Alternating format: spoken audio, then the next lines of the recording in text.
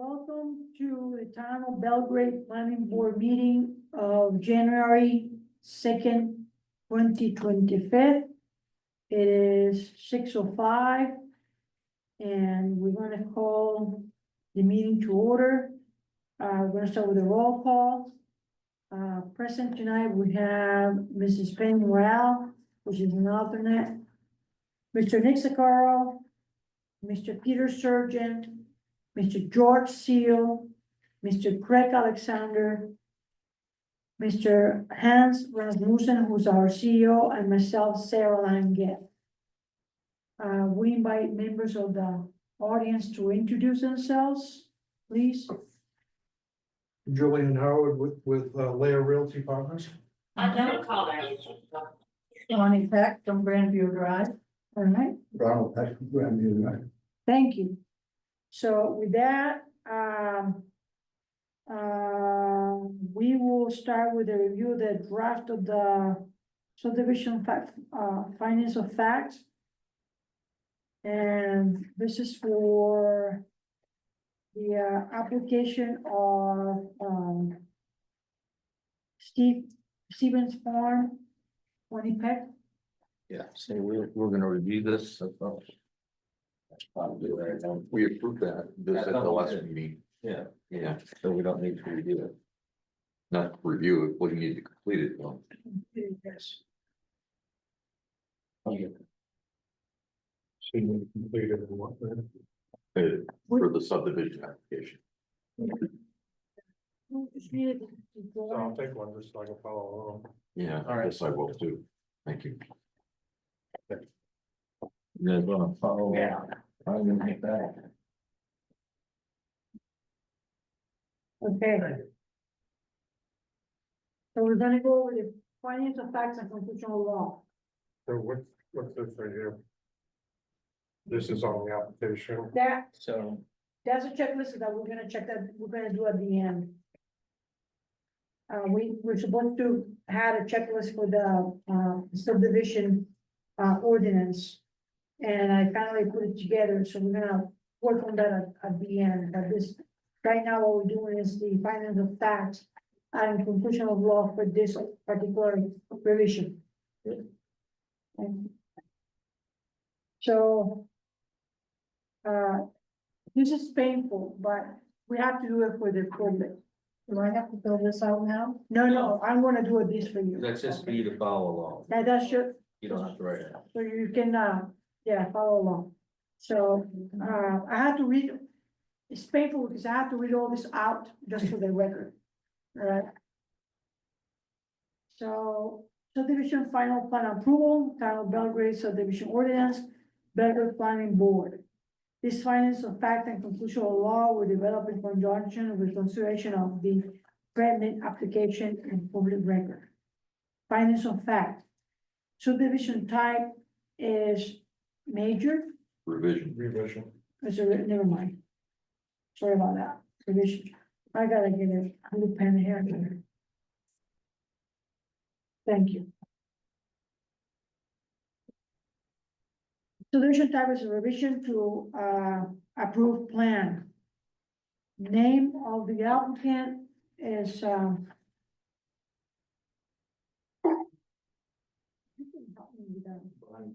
yeah, I know, but, can you help me with the original application? Do you guys have a? No, I don't. You have one, I got some copies here.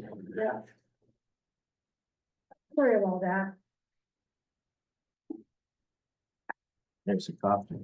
thank you, appreciate it. Anybody else need a copy? Okay, I have one. So it will be, Bonnie, Sure. okay? And the, applicant's mailing address is, 275 Grandview Drive. yes. 235 Grandview Drive. Subdivision name is Stevens Farm. Right.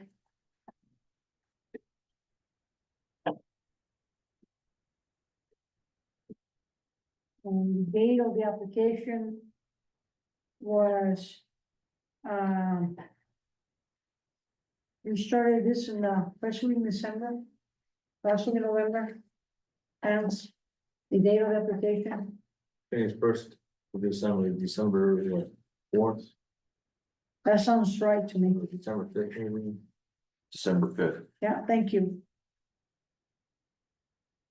December 5th, 2024. A number of lots to be created. Thank you.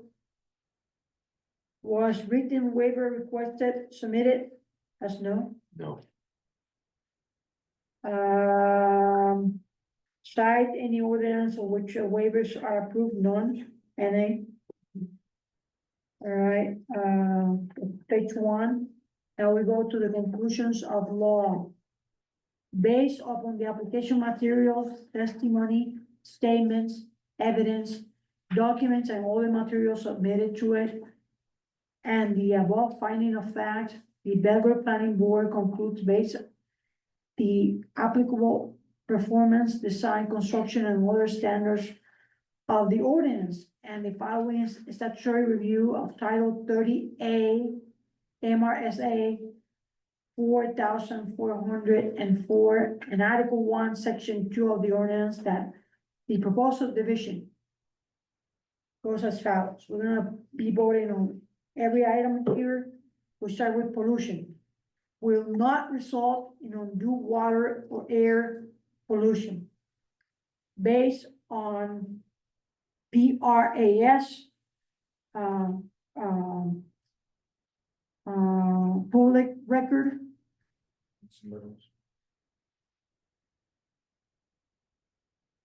and submittals, which is one, we're gonna put it for short, PRAS. So we're gonna vote now.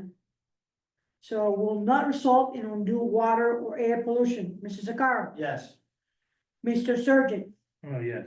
Mr. Seal? yes, Mr. Alexander? Yes. And Mr. Langes is 5 in favor, none opposed.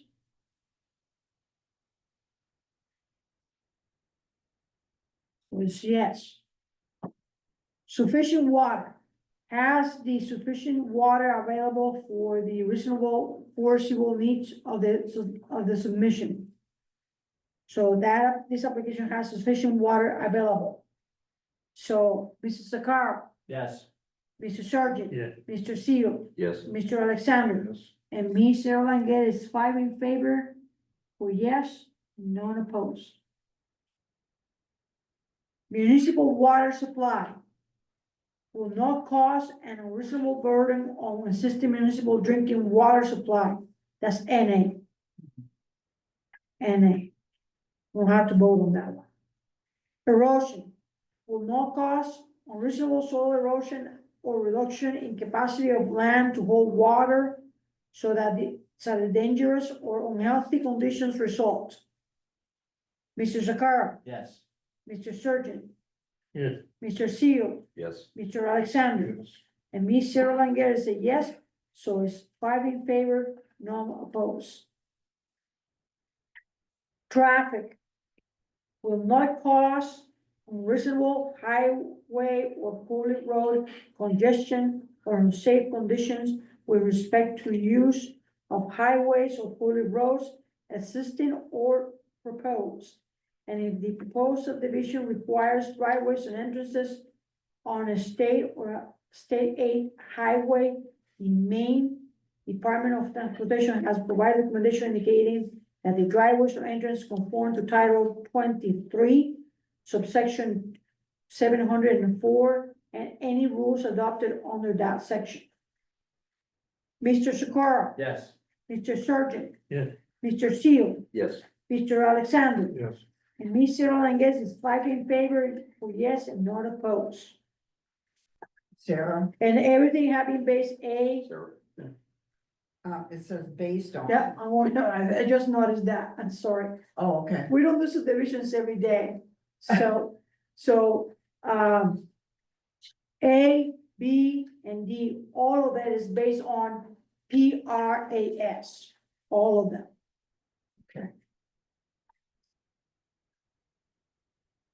And. Thank you, Mrs. Morale. And also E. Yes,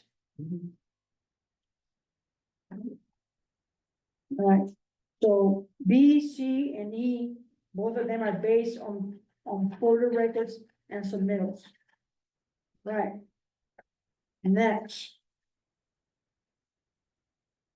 Sewage disposal.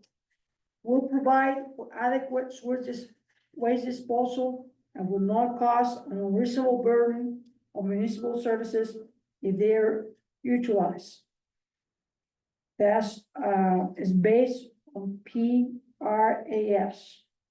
Mr. Sakara, Yes. Mr. Surgeon. Yes. Mr. Seal, Yes. Mr. Alexander. So it's 5 in favor, none opposed, or yes. G, municipal solid waste disposal will not cause an unreasonable burden on municipalities' ability to dispose of solid waste if municipal services are to be used.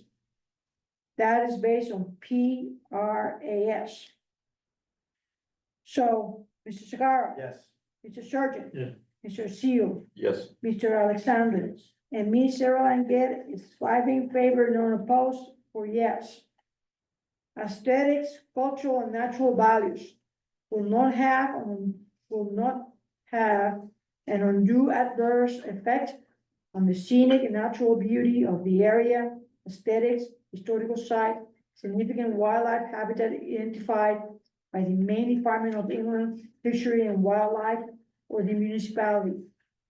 Or rare or irreplaceable natural areas of any public rights for physical or visual access to the shore. Mr. Sakara, Yes. Mr. Seal, Yes. Mr. Sargent. Yeah. Mr. Alexander, and me, Sarah Langet, is 5 in favor, none opposed. Conformity with local ordinances and plans is in conformance with duly adopted comprehensive plan, development plan, land use plan, if any. Mr. Sakara, Yes. Mr. Surgeon, Yes. Mr. Seal, Yes. Mr. Alexander, and me, Cyril Langet, is 5 in favor, none opposed. J, financial and technical capacity. Applicant has adequate financial and technical capacity to meet the review criteria of the ordinance. Mr. Sakara, Yes. Mr. Surgeon, Yes. Mr. Seal, Yes. Mr. Alexander, Yes. and me, Cyril Langet, is 5 in favor, none opposed. Based on. Based on PRAS, thank you. Same for J. aesthetics, cultural, natural views, and conformity with local ordinances and plans. Thank you so much.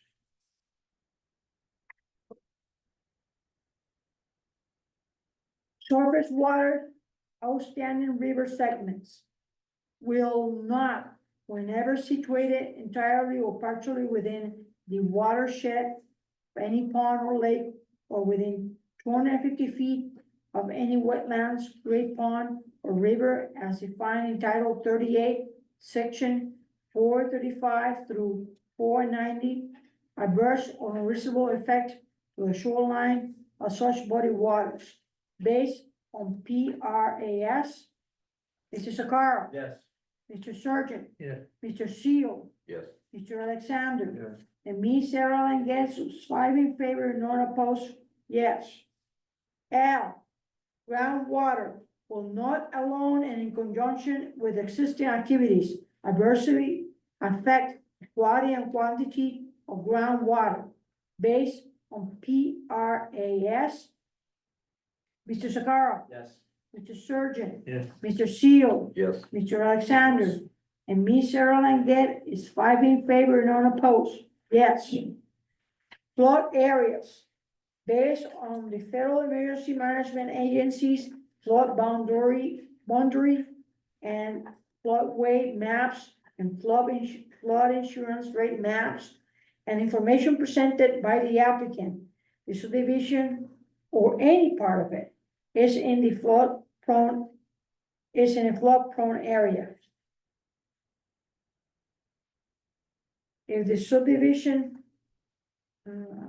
So we first need to make a finding, a So determination it's whether not- it's in the floodplain. It's not in the floodplain, So we vote on that, and then if it isn't, we can skip the second part. okay, Second part would be NA. okay, so all that will be on PR, based on PRAS. So we're gonna vote now, for no. That is not in the, right, It says based on federal emergency management, is that PRF? That's mapping that the town has, Still, of all right. floodplains. So would it be, we vote on in PRF? Yes, that would cover it. Okay, Yeah, it'd still be a public record. Yeah, so we're gonna say that it's not in the, Maybe, I might say, yeah. Yeah, no. No for me. you really make this very interesting, Mrs. Sakara. No, So it's a no, no, so, Mr. Sakara, no. no. Mr. Surgeon? No. No. Mr. Seal? no, No. Mr. Alexander? And Mr. Rangel said no, so we all vote no. Say yes or no vote. 5 no's, no, 0 yes. So the second part of that question goes, if the subdivision or any part of it is in such area, the applicant shall determine 100 year flood elevation and flood hazard boundaries with the subdivision. However, because it's not there, it's not applicable. Okay, we move to freshwater wetlands. All freshwater wetlands within the proposed subdivision has been identified on any map submitted as part of the application, regardless of the size of the wetlands. So that's NA, isn't it? right. All right, thank you. And that's based on PRAS. Farmland. All farmland within the proposed subdivision has been identified on maps submitted as part of the application. Now, I don't remember any farmlands, but apparently this was, it's close to It's Steve. all forested, It's all forested, yeah. all right. But Used to be farmland a long time. Well, yeah, that's why it's called Steve Farm. that, the rest of the town, So we're gonna, to farmland, we're gonna say NA. Based on P. Yes. Alright. So. River, stream, or brook. Any river, stream, or brook. Within or abutting the proposed subdivision has been identified on any map submitted as part of the application. I don't think there's any, isn't it? no, there's So- one, there's a stream on the abutting property, but not on this. That's NA, isn't it? NA, based on PRAS. Stormwater. The proposed subdivision will provide for adequate stormwater management. And that's based on PRAS. And we're voting yes on that one. Yeah. So, Mr. Sakara, Yes. Mr. Surgeon, Yes. Mr. Alexander, Yes. Mr. Seal, Yes, and Mr. Angus is 5 in favor for yes, none opposed. Spaghetti lots prohibited. One or more lots in the proposed subdivision have frontage on a river, stream, brook, or pond. So we're voting no on that, isn't it? So are we gonna vote now, yes or no, and we're voting no?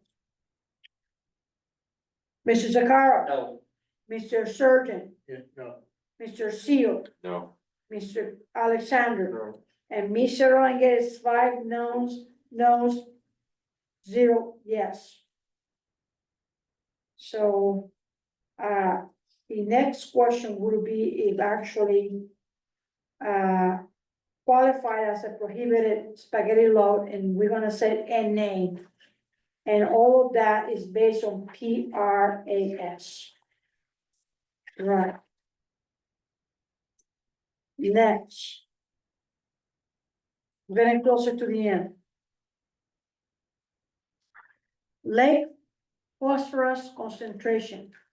The long-term cumulative effect of the proposed subdivision will not unreasonably increase a grade ponds phosphorus concentration during the construction phase or the life of the proposed subdivision. Based on PRAS. Mr. Sakara, Yes. Mr. Surgeon, Yeah. Mr.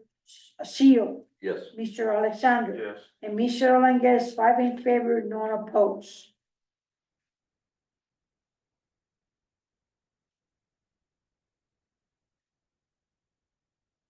All right. All right. Impact on adjoining municipality. For any proposed subdivision that crosses municipal boundaries, the subdivision will not cause unreasonable traffic congestion or unsafe conditions with respect to the use of existing public ways in an adjoining municipality in which part of the subdivision is located. So this is NA. Based on PRAS. Lands subject to liquidation harvesting. Timber harvesting have been conducted on the parcel being subdivided in the 5 years prior to the day of subdivision application was submitted. I have no clue on this one. I assume it's no. That forest management, you know. Yeah, it's already been subdivided, so it can't be timber harvested. Okay, so we heard about, no on that, huh? Yep. Or it's not applicable. And then underneath that, we put NA. Well, the way this is. The ordinance presents it. And the way I think we need to follow is first make a decision whether there's been any logging. We document whether yes or no. Right. And then then it's determined whether the liquidation harvesting standard applies. And in this case would be NA. All right, so we voted, no. No. So, Mr. Zakar, No. Mr. Surgeon, No. Mr. Seal, No, Mr. Alexander, No. and Mr. Langes, 5 no's and no yes. So we vote no, so the next one, that's asking for the purchase date by landowner, if it was harvested is NA. And then the next one goes about the Bureau of Forestry and for the main professional forester license pursuant Title 32, Chapter 76, has provided a written finding and determination to the planning board that it's everything harvested on the person have been subdivided. That's NA as well. We determined it was not forested. Right, and all that is based on PRAS. So, Yes, no, or NA number 3. yes, so both 2 and 3 are NAs. Yes. On you. So getting here to the end. So it says here, therefore, the town of Belgrade Planning Board approved the subject to the following conditions of the application of Bonnie Peck.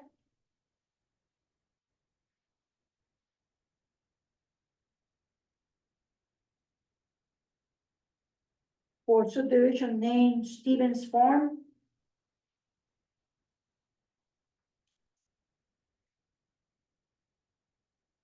As described in the final facts above. And therefore the town, okay, so we are gonna approve this application because everything passed. So now we are voting on the entire application. All right, so with that, Mr. Sakara, Yes. Mr. Surgeon, Yes. Mr. Seal, Yes. Mr. Alexander, and Mr. Langet is 5 in favor, no opposed, and the application is approved. Standard conditions of approval. The standard conditions of approval shall be listed on the final plan to be recorded in the register of deeds. The board approved this subdivision is limited to that described in the application and depicted in the final plan and other application submissions, except to the extent that the board has expressly indicated in the findings of fact and law that certain depictions may be revised by the applicant without further review and approval by the board. Any changes to the application, final plan, or other supporting application submissions must be reviewed prior to approval from the board, including but not limited to changes in the location of structures, roads, parking, vehicle road as entrance and exits, drinking water wells, wastewater disposal, storm water management, and phosphorus analysis and control plans. That's condition number 1. Condition number 2. Unless a waiver from a specific ordinance standard has been requested by the applicant in writing and approved by the board, the subdivision is required to meet all applicable ordinances requirements. And with that, do we have any additional conditions?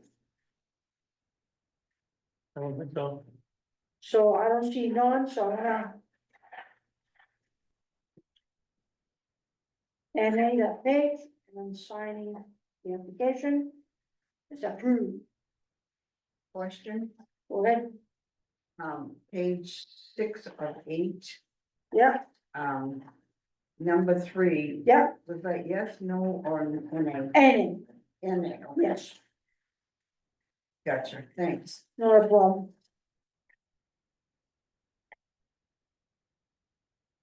So with that, Is that based on PRAF? that's right. Okay.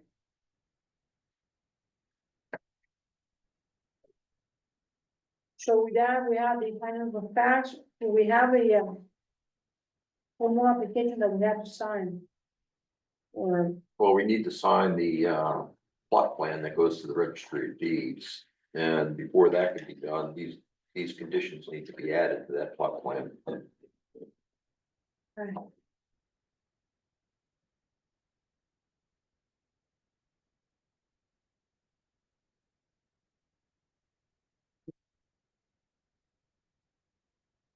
So the yellow Mylar or whatever it is. I don't think they use Mylar anymore. Here's your flat They plan. being the registry of deeds, we have to write that up there. because they scan it. Here's your flat plan for your signatures. And these conditions need to be added. All right, and how does that occur? Usually the surveyor adds any conditions of approval, just like the ones that were already on there, All right, original, but. I mean, I don't know, for sure, means the registry of deed, it's an ordinance requirement as well as the registry of deed requirement. so I guess we provide the patch for the conditions. Right. In writing and. I don't know the order of the events here, they get it put on there, then it comes back. And then we just sign it as a formality. Okay. Is that okay with you guys? Gonna have to Write be. this to the surveyor? You have to take this 1 and 2 conditions to a surveyor and have him put it in the plan. The ones Okay. on the bottom of page 7, Okay, sure. those two. bring it back here? Yeah. Yep. Just leave it with Hans, the next meeting we can sign it. Yeah, you don't even have to show up, you can leave it with Hans, like Greg suggested, and then we can just sign it, and you can come pick it up, bring it to the registry of deeds. I think you said page 7? Yeah. Or 8? 7. 7, 1 and 2. And we're still signing the permit, so yeah, the 1 and 2 right there along the side. Yeah, right. Yeah, those conditions have to be put on the So, file. Mrs. Peck, it's more of anything is a formality. It's a documental, formality. So, we will sign the permit and, you will have your surveyor add that to the print. Yeah. And then he can just channel it through, hands and you don't have to come back again. Okay, sounds good. Sounds good, yeah. Jerry, you can sign the findings of fact. I did already. Right. Sounds good. Thank you for your patience. Thank you. Okay, there you go. Well, there's no signature line, you know? Has the learning experience wrong? On what, the application? Yeah. Yeah, I think it's just this, the Yeah. findings of fact. Okay, then we'll have to sign that. And then we'll sign the drawing. In the next meeting or something.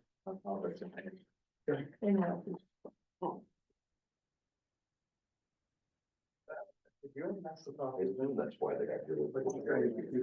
When you're scanning them and digitizing them. Together a little bit. Thank you. And. All right.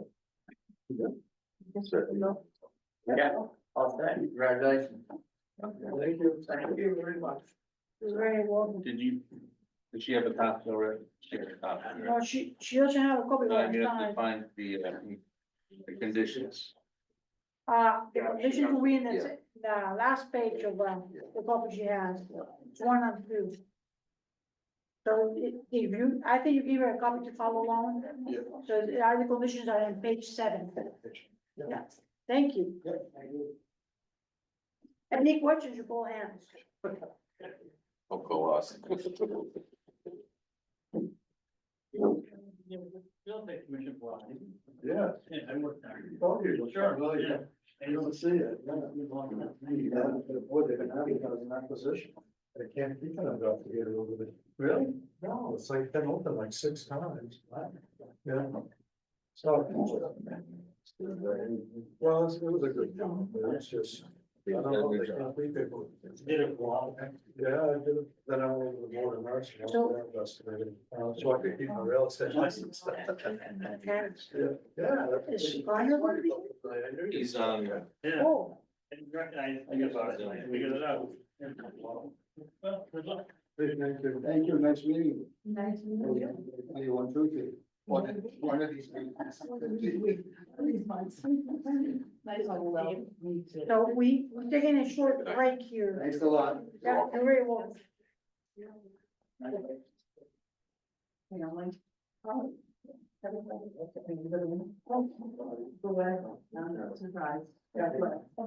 Thank you, Sarah. You're very welcome. Yeah. So I'd say we're taking a short break till 6:40, more minutes, or a minute and a half. For what? Oh.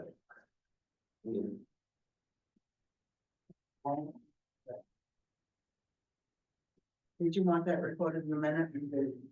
6:40. I thought that's what you said. Yeah, well, yeah, oh, yes, I don't know who else is watching, so I bet Adam is waiting. So I just give, Let's just proceed. And We don't need that. he can catch do you up. wanna keep going? No, but we don't need, We don't need it on the minutes. Okay, yeah, that's what I wanted to know. whatever you guys want to do is fine. I was just suggesting we not wait for him to finish his chit chat, Yeah. I thought he was in move the, on with business. I thought he was in the back, so it's fine. It's only another 30 seconds anyways. Alright. Is Garner ready? Yes, he's online, he's listening, he's ready. Okay, Do you have to make a motion to approve that subdivision? Or not? yeah, we did, we missed it. Well, You approved the we application. approved, we approved it. May have not done it in a formal, as we didn't do with anything else in the findings of fact. I'm not. I think the way we did it is fine, Okay, good. but it's good you asked. Do we actually need an emotion for that? I'm not really sure the way. I'm not really sure. No, the it's way an it's written. application. It was about. It's presented to you. You don't have Yeah, a motion yeah. to hear the application. That's, you should have done that for, Maybe we, before you hear the application, if you're gonna make an yeah, a motion. That's interesting. Yeah, I We just I discussing think we're that, fine, you know. kind of roles have and formal rules stuff. vote. So, we're gonna keep with the agenda now, we are in new business, we're in item B. And, this application is from Adam Garner for Peter Simpson. Location is 302 Timber Point Road. Map 8A, lot 12. And the purpose is a shoreline zone application to renovate existing camp, remove deck by lake and walkway structures. I don't have a So- copy of that. So, I,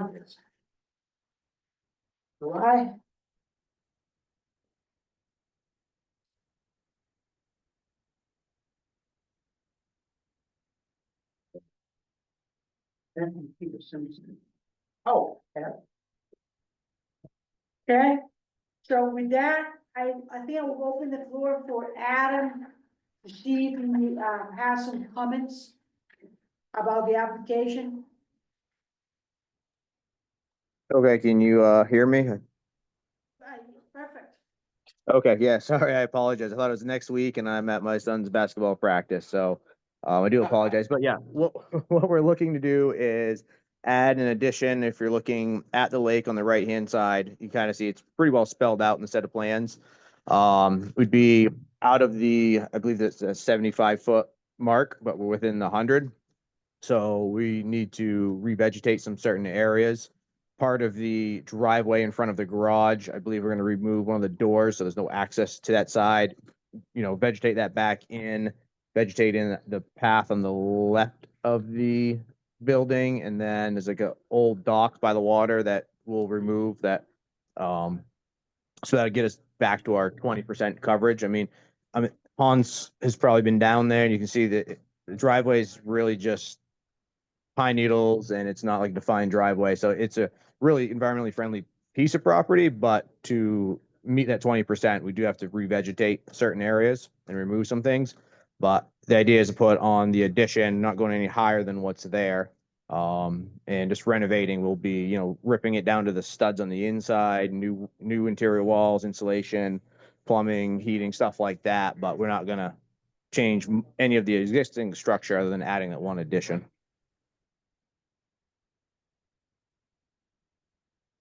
And so I'm gonna finish, reading the application for the public, Adam, I kind of missed on that.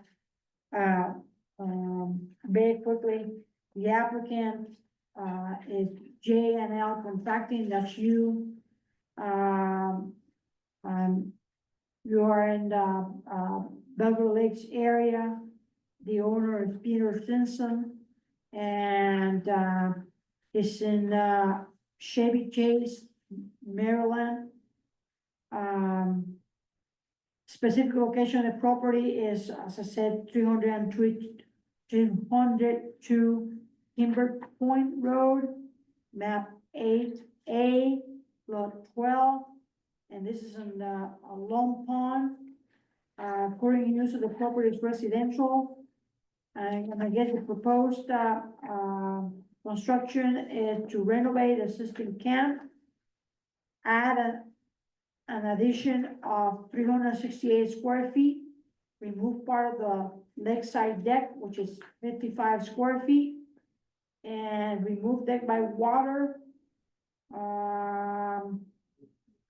It says 175 square feet, remove 2 stone walkways, 82 and 212 square feet, and revegetate part of that parking.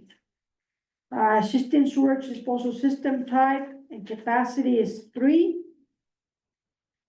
Present number of bedrooms is 3. Number of bedrooms to be added under this application is 0. when did you purchase the property within the shoreline zone was in 2017. So there's a copy of the septic system inspection with the, no, actually not, it's 2018. So it was 2017, and it was purchased, the total lot area is 28,314. The lot area within the shoreline zone is 24,859. The square footage of vegetated surface within shoreline zone, including all structures, driveways, parking, walkways, and patios, is 5,469 square feet. Now will be 4,994 square feet, which is 20%.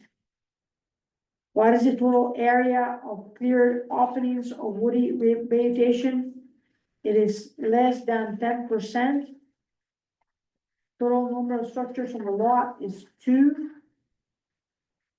So the present structure square footage is 2,132 square feet. House existing is 852 square feet.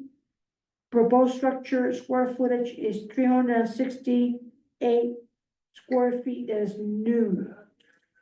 Total after addition will be 1,221 square feet. So I'm not sure if Adam wants to add anything else.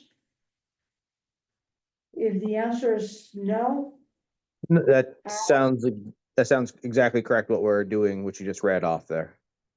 all right. So then with that, I open the discussion to the board. I think, is there typo or something that says present structure? Oh, that's including all the structures. 2132. Oh, 6, all right, no, I get it, Never mind. So I guess one of the biggest things is how much square footage is between the 75 and 100-foot line. You need to know that. You heard that, Adam? Yeah, you want the 75 to the 100 foot, I believe would be under that 1,500 total was the idea. Okay, there's a total after the addition, it's gonna be 1221, Yes, yeah. so half the houses are, I mean, this. If you kind of see like the addition is, that's the 75-foot mark running back. Kind of has like a slant to it, Yeah, then back to that 100. I just don't have the plans in front of me. Like I said, I kind of had the wrong date in mind. well, it's good. And they're removing everything, that's within 75 feet anyways. We are removing like a old dock by the water. There's Oh, a walkway. walkway on the Yeah. side of the house, and then behind the house, they're revegetating part of the driveway and a little section of that deck. But everything else, like within, like the main part of the deck's gonna stay. We're just taking off a little bit of a corner, I believe.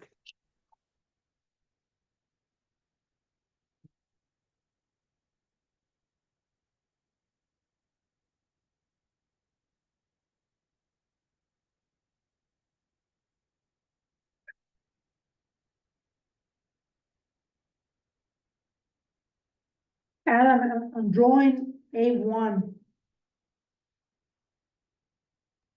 Yep. It's very hard to read the total height on the first drawing on the proposed west elevation. The outside dimension there from the bottom of the ground to the top of the roof. What is that number? Which number are you looking for?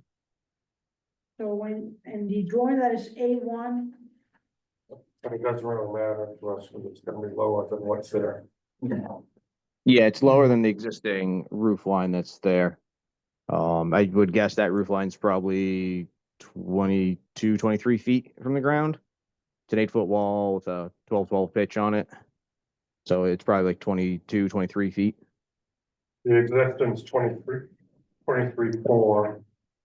I can't read it. Yeah, that's what I read it to be, 23 feet, 4 inches.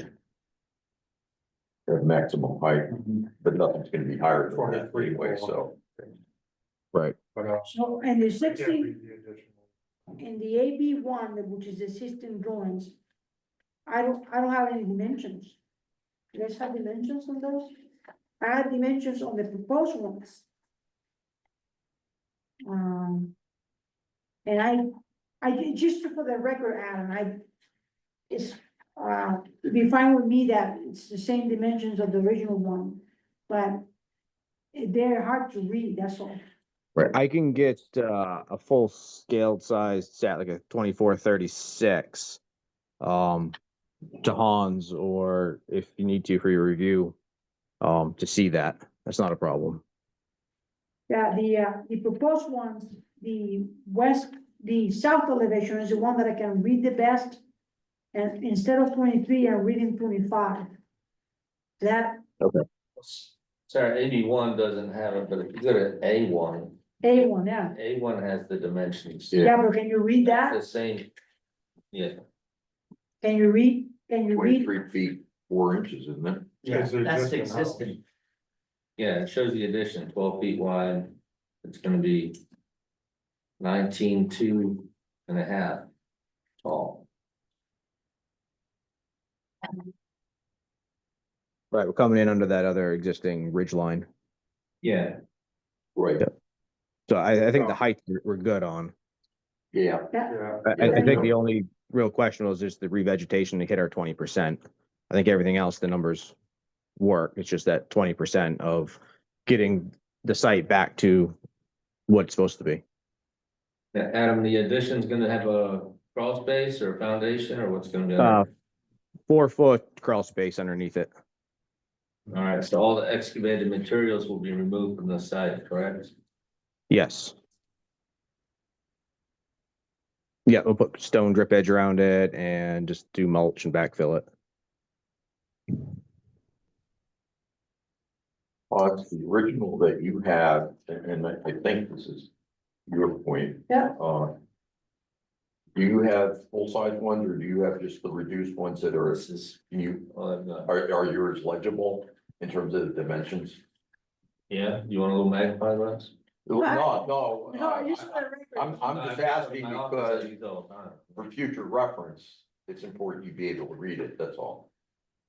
I mean, I can submit you a full size, the same set of plans for the record. Yeah. That's not a problem. That we really appreciate it, if you can. Okay.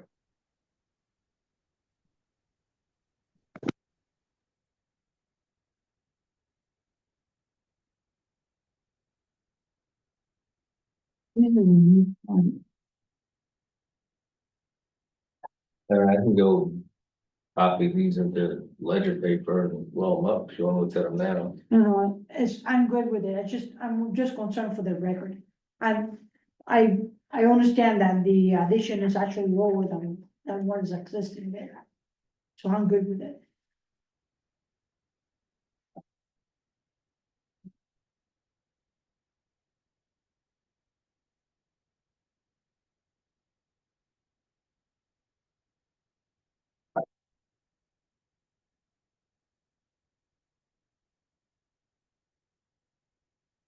You want all of them, just 81. So then you two with the ones, the way you. Well, that's, Yeah, it'd be good to have the whole set, for Well, reference. In the No, actually, it wouldn't. I discourage full size sets because I got no place to store them. I can put these in ledger paper. And I can fold them into the file so they can be stored.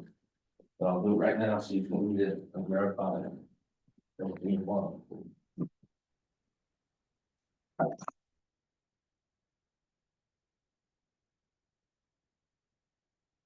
So Adam, I don't know if you heard Hans, I guess you don't need to submit a full-size set because he has no way to store Okay. Yeah, I can always, like I said, if you have digital copies, that's another option, but yeah, I did hear that, so. Thank you.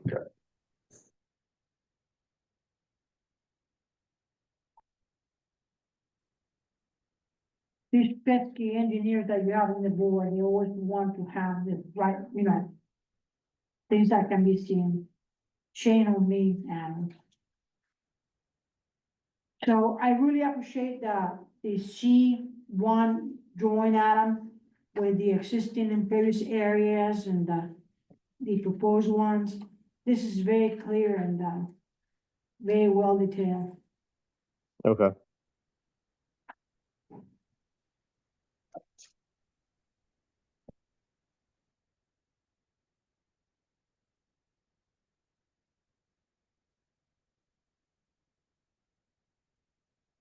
Any other questions from the board?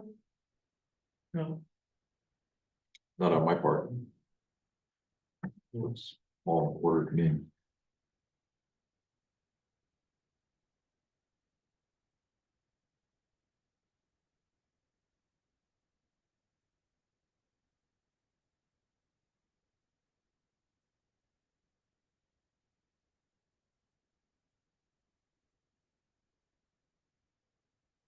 All we need is the findings of fact and law. from Hans.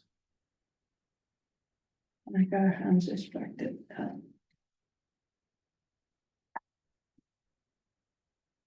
Looking good, Adam. We're just waiting for Hans to return, to give us the findings of fact and law for us to complete. Okay. You Yeah, just- no worries. Like I said, I'll be here listening. I'll just have you on mute, and then if you need something, just. Yeah, Let me let know. us know when son gets a 3-pointer, would you? I will. He's trying. It's his first practice, so like I said, I do apologize. I like to be at the meetings, and just have to be driving by. And it said planning board tonight. I'm like, I wonder if I'm supposed to be on that one. And I looked it up. I'm like, I got a call. I do apologize. Like I said, I like to be there. It's easier that way. I rather you apologize to us than to your wife, so.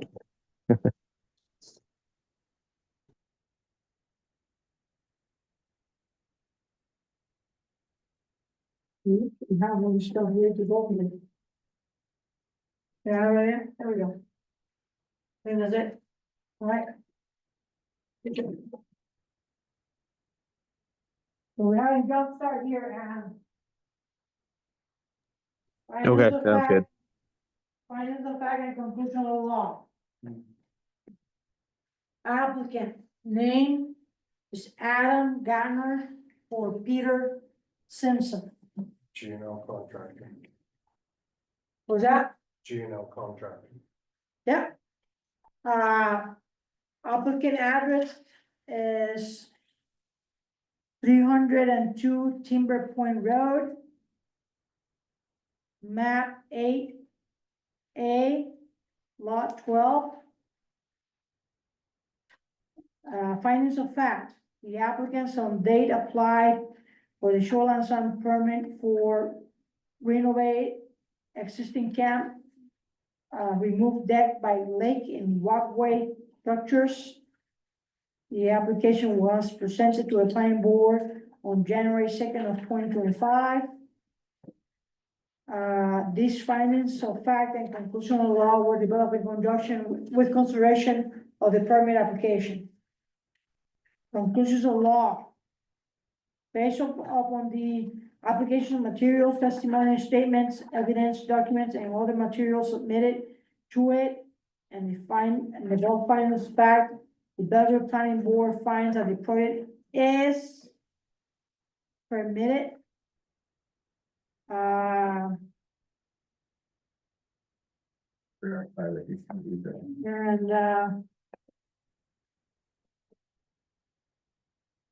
for the use of renovate existing camp. Oh, he's real clear here.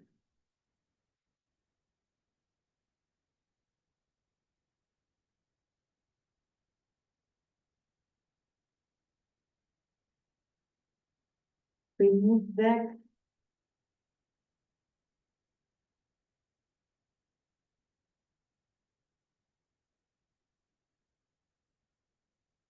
and walkway structures.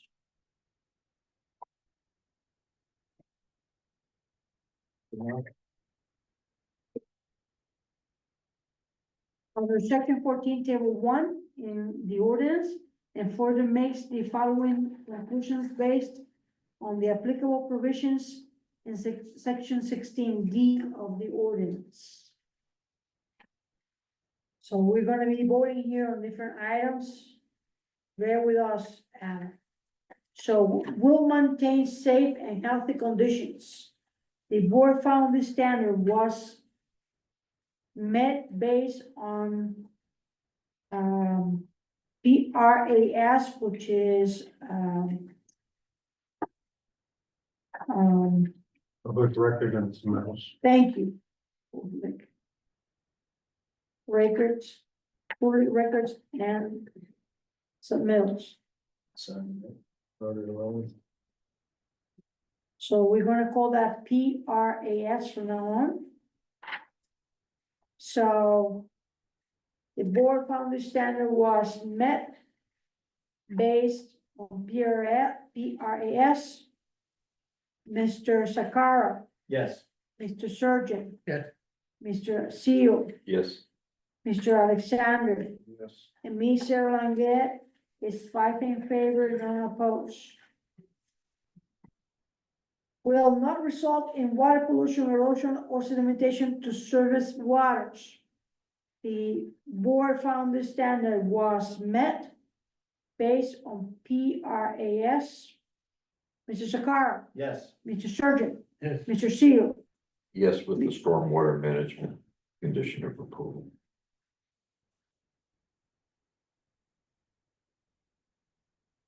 On conditions of approval, there's that section 15(1). Did you read that and check it?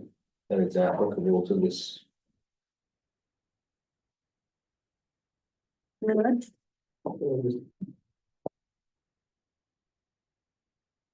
Last page of the findings. Newer. Never got there yet. Okay. where are you? You will. Here. Okay, so that. Yeah. Yeah. Okay. Mr. Alexander. Yeah. Yeah, we're Whatever it is. Will not result in water pollution, erosion, or sedimentation of to surface water. Mr. Sakara, Yes. Mr. Surgeon. Yes. Mr. Seal, Yes. Mr. Alexander, and Mr. Langes, 5 in favor, none opposed. Will adequate provide for disposal of all wastewater. The board found the standard was met based on PRAS.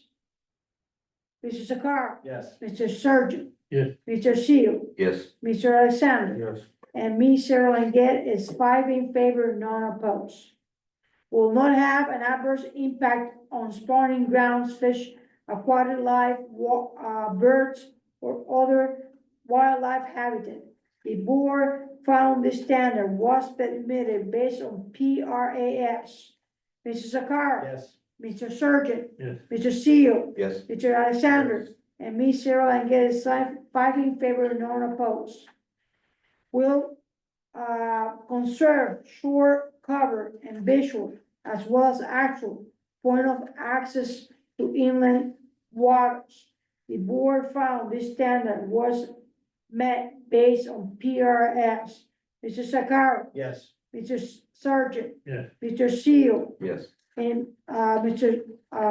Alexander. Yes. And Mr. Langet is 5 in favor, none opposed. Will protect archaeological and historical resources as designated in the comprehensive plan. The board found the standard was met based on PRAS.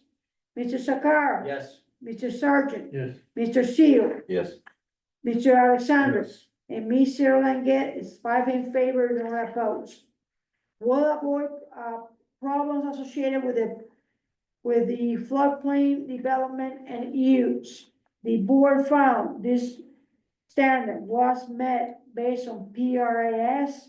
Mr. Sakara, Yes. Mr. Surgeon, Yes. Mr. Seal, Yes. Mr. Alexander. Yes. And me, Sarah Langet, is 5 in favor, none opposed. is in accordance with the provisions of section 15 land use standards. So we're gonna, mark down all the standards are significant first, and are applicable. So minimum lot size standards applies. Principal and accessory structures applies. Campgrounds, NA. Individual private campsites, NA. Commercial and industrial uses, NA. Parking areas, NA. Roads and driveways, NA. No, that's applicable. That's It's- applicable. It's being reduced in size, but Sorry about that. So roads and driveways is applicable. Signs, NA. Stormwater runoff, applicable. Septic waste disposal system, NA. Essential services, NA. Mineral exploration and extraction, NA. Agriculture, NA. Timber harvesting and land management roads, NA. Clearing or removal of vegetation for activities other than timber harvesting.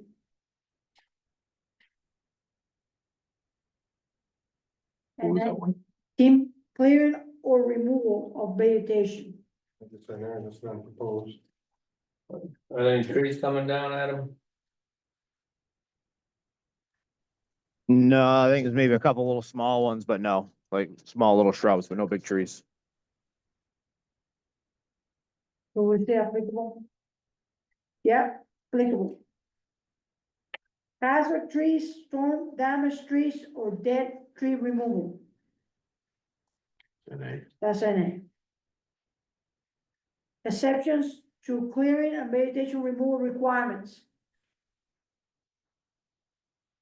No requirement. Oh, yeah, there is, that's applicable. They're revegetating. so that's well, that will be our vegetation requirements. But exceptions to clearing and vegetation Or removal, exceptions. NA. But R is revegetation requirements, that's applicable. Erosion and sedimentation control, applicable. Shoreline sound stabilization, Then NA. Soils, NA. Water quality, applicable. Historical and archaeological sites, NA. Resource protection, NA. So, and this last standard, the board found the standard was met based on evidence in the record and the further ones, which will be minimal lot size, principal and accessory structures, roads and driveways, stormwater runoff, clearing of vegetation or removal of vegetation for activities other than timber harvesting. Revegetation requirements, erosion and sedimentation, and water quality. So based on those, we're gonna vote. Mr. Sakara, Yes. Mr. Surgeon, yes. Mr. Seal, Yes. Mr. Alexander, Yes. and me, Sarah Langet, is 5 in favor and none opposed. So that one passes. All right, conditions of approval needed to meet required Belgrade shoreline zone ordinance findings in section 16D.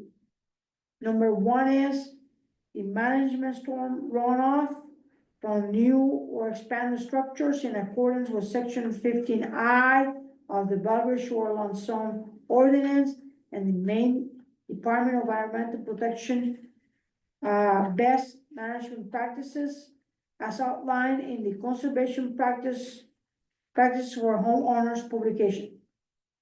Such measures are to be put in place prior to building use. Note that this is a standard condition that applies to all permits unless deemed unnecessary by the planning board based on the following rationale, okay? So, any other conditions of approval?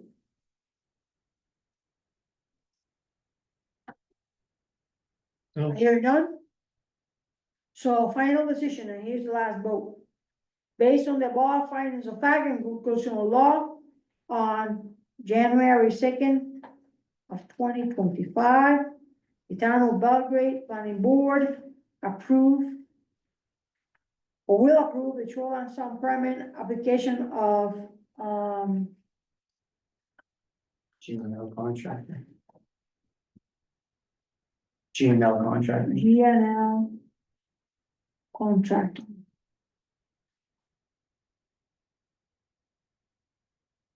With the above conditions at a meeting on January 2nd of 2025, develop these written findings of fact and conclusion of law on remind of the Belgrade Board of Appeals and adopted on the findings of January 2nd, 2025. So final vote now. You don't have to vote on if the application's complete enough No, first. No. we know, we voted on the approving the whole findings of fact and conclusion of law. So, Mr. Sakara, Yes. Mr. Surgeon. Yeah. Mr. Alexander, Yes. Mr. Seal, Yes. and Mr. Longet is right in favor and opposed, and the permit is approved. Thank you very much. You're very welcome, Adam. That was a nice application. Good project. At some point, I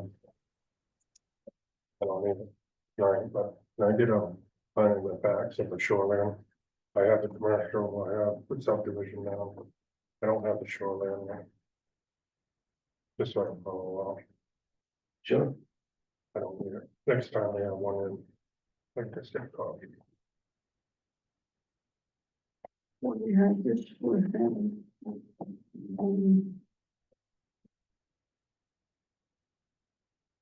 PRAS is public records as submitted. Yes. And And submittals. As and what? submittals, public record and submittals. And submit. Submittals, right? And submittals. Yeah, and submittals. Thank you. I didn't get the submit, but submittals, Submittals, yeah. okay. And submittals.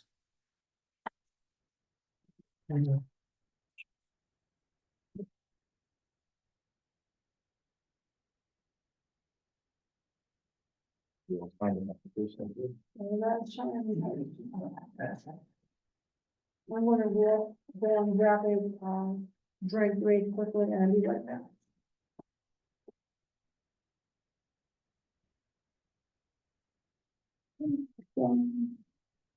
Adam, thank you. Thank you very much. Have a good night. I'll email this to you tomorrow. All right, perfect. If you need anything else, let me know. Thank you. You're welcome.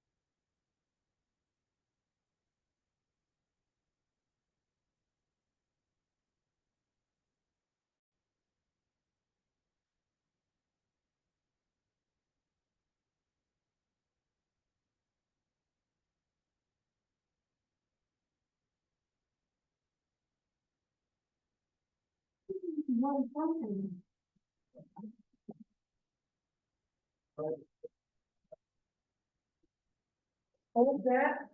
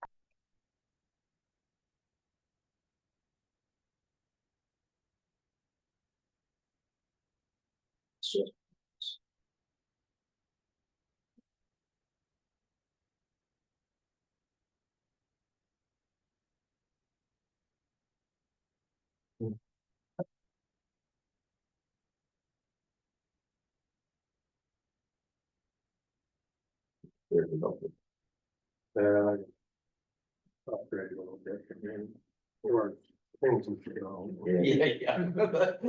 That's usually my problem. Just keep on stuffing it. All right, we're gonna keep going with agenda, all business. We have the subdivision checklist ready to go over it, if we wanna do that tonight. Or we wanna table it. I think we should spend a little time, discussing it, seems to me. Okay, I mean, that's my, now we have, I'm just one person. yeah, well, we can table it for the next meeting, but at least the document is here with us.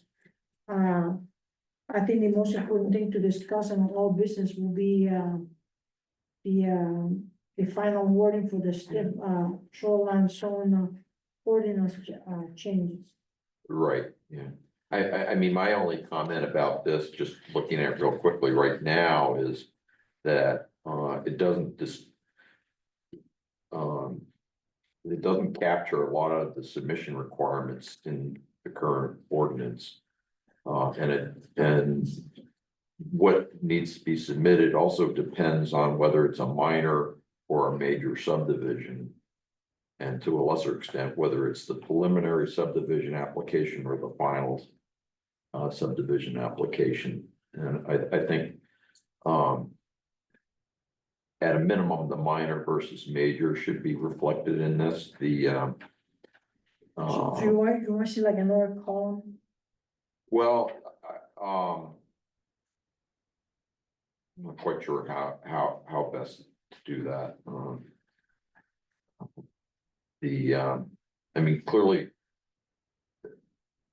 These are all the questions are in the application, basically.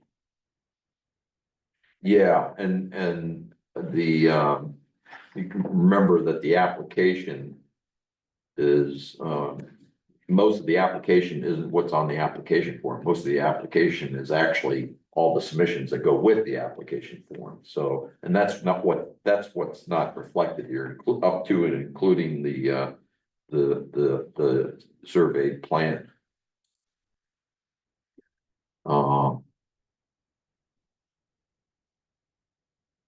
So the pre-application sketch plan, bottom line, should actually be surveyed for a detailed Well, site. there is a requirement for that too, though.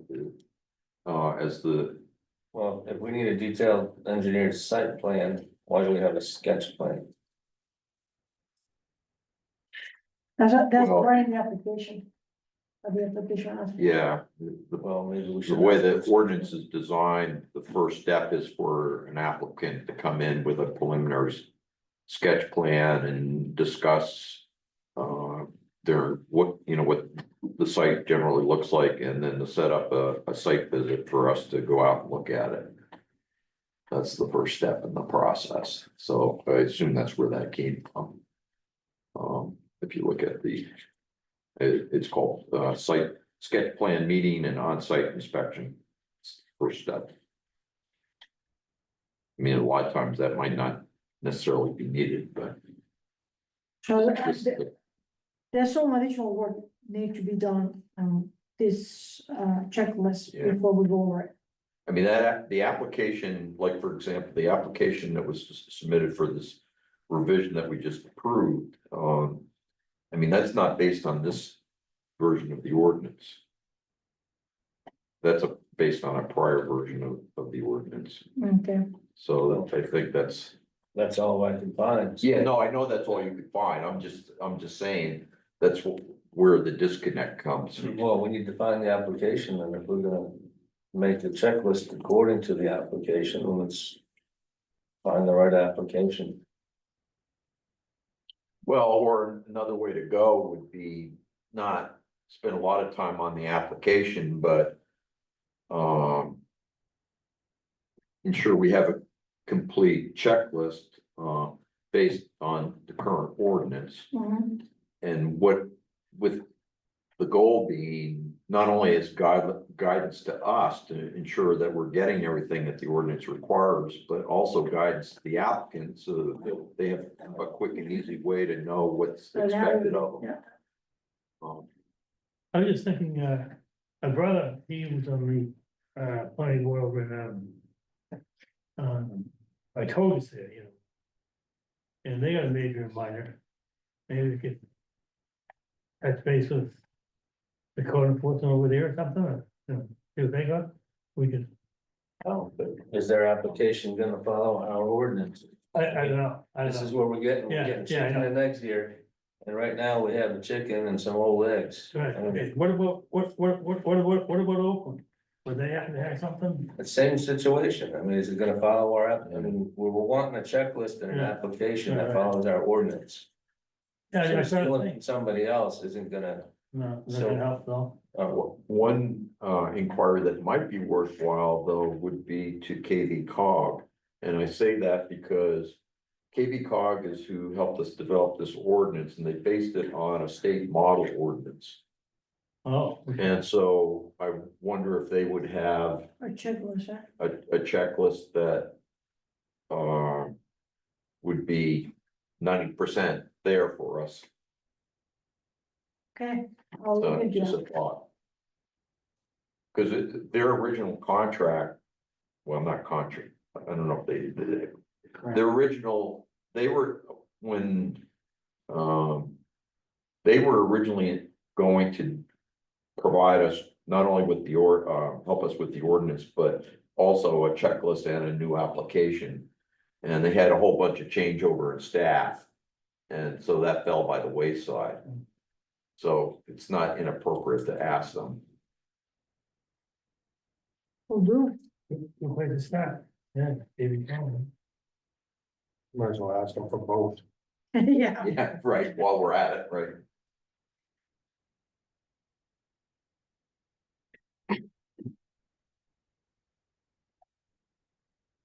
Alright.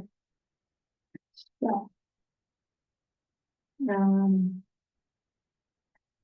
Attorney response to recommendations from Steve Orland's on ordinance change.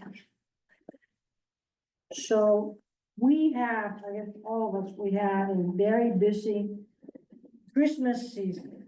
And you know, our last meeting to hear, even when we have plans to accelerate questions to a lawyer, that didn't quite pan out.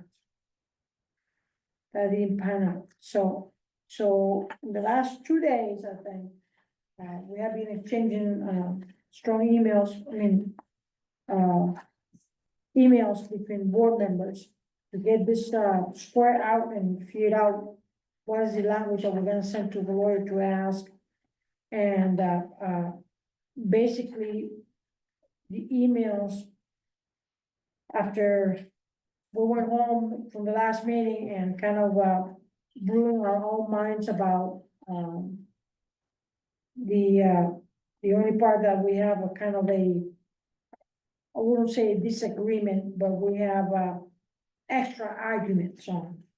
Because we like the new language was being proposed, but a additional tier was added to the concept that, well, how about somebody that wanna add an accessory structure that is exclusively to store stuff, there's no bedding, no kitchen, no toilet facilities there. It's only just to store the toys. How we can tell that land owner that they cannot build a structure that is bigger than they can? So we contended with that in trying to follow the side of what we heard originally from the lawyer, that you have to be agreeable with both sides of it, with the size part of it, and with the functionality and use of the accessory structure. They both were in tandem. Then that will put us in line with what the court decided.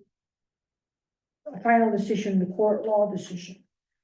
However, you know, when you keep looking at different future options and whatnot. What about if a landowner in Belgrade say, well, you know what? That is infringing in my use of the land, and let's say they still decide to go to court to it because they want a bigger garage. So I guess planning futuristic opportunities and scenarios. Some of us went home and we felt uncomfortable with the whole concept of limiting the size of this accessory structures. So I would like to see what the board gotta say, but I guess what I would like to direct the board is to conserve what we have already put together, all right? And that would be an end to both things where we're constructing a accessory structure that's gonna have maybe a bed, maybe a half bathroom. So maybe not a kitchen, but you know, so that the size part, when we are in accessories in terms of bedding, toiletry or kitchen, the size matters. All right, so it have to be subordinate to the principal structure, meaning that the principal structure have to be bigger somehow. So that's one option in the package when the land user come over with their ideas. Tandem to that, they will have the option of say, well, you can come and build a same size or bigger size structure that have none of that. And have the opportunity to do that. I'm not sure how the lawyers will receive that, but what I'm trying to guide the board to think of is that it's not like we're gonna crumble what we already done. We're gonna keep that. It will be an or. You have the two things together, use of that for those three outlets that look very close to the principal structure. But if we don't wanna have a bed, and we don't wanna have a kitchen, and we don't wanna have a toiletry, then, and you're only using that space to storage all the toys and whatnot, then give the landowner the ability to make a bigger structure around the size or even a little bigger than the principal structure. So I think we can put language that is together on both sides. And then if we send it to a lawyer and the lawyer say, oh, no, that addition that you did is not gonna fly. There's no, I will not support that. Then we have all that documented. My point is that we're gonna have, as a board, we look at all the possible future opportunities. We discuss it, it's documented, we try it. And if that shrinks back to what was original proposed, because the lawyers said, nope, here's how much we can do, and somebody complains about that limiting prescription, he said, you know what, as a board, we did all we could. As a town, we did all we could, and the lawyer said no. So I just trying to set up the town, or in my mind, set up the town to avoid any future liabilities. And exploring this extra thing, I don't think might take us out of the timeline.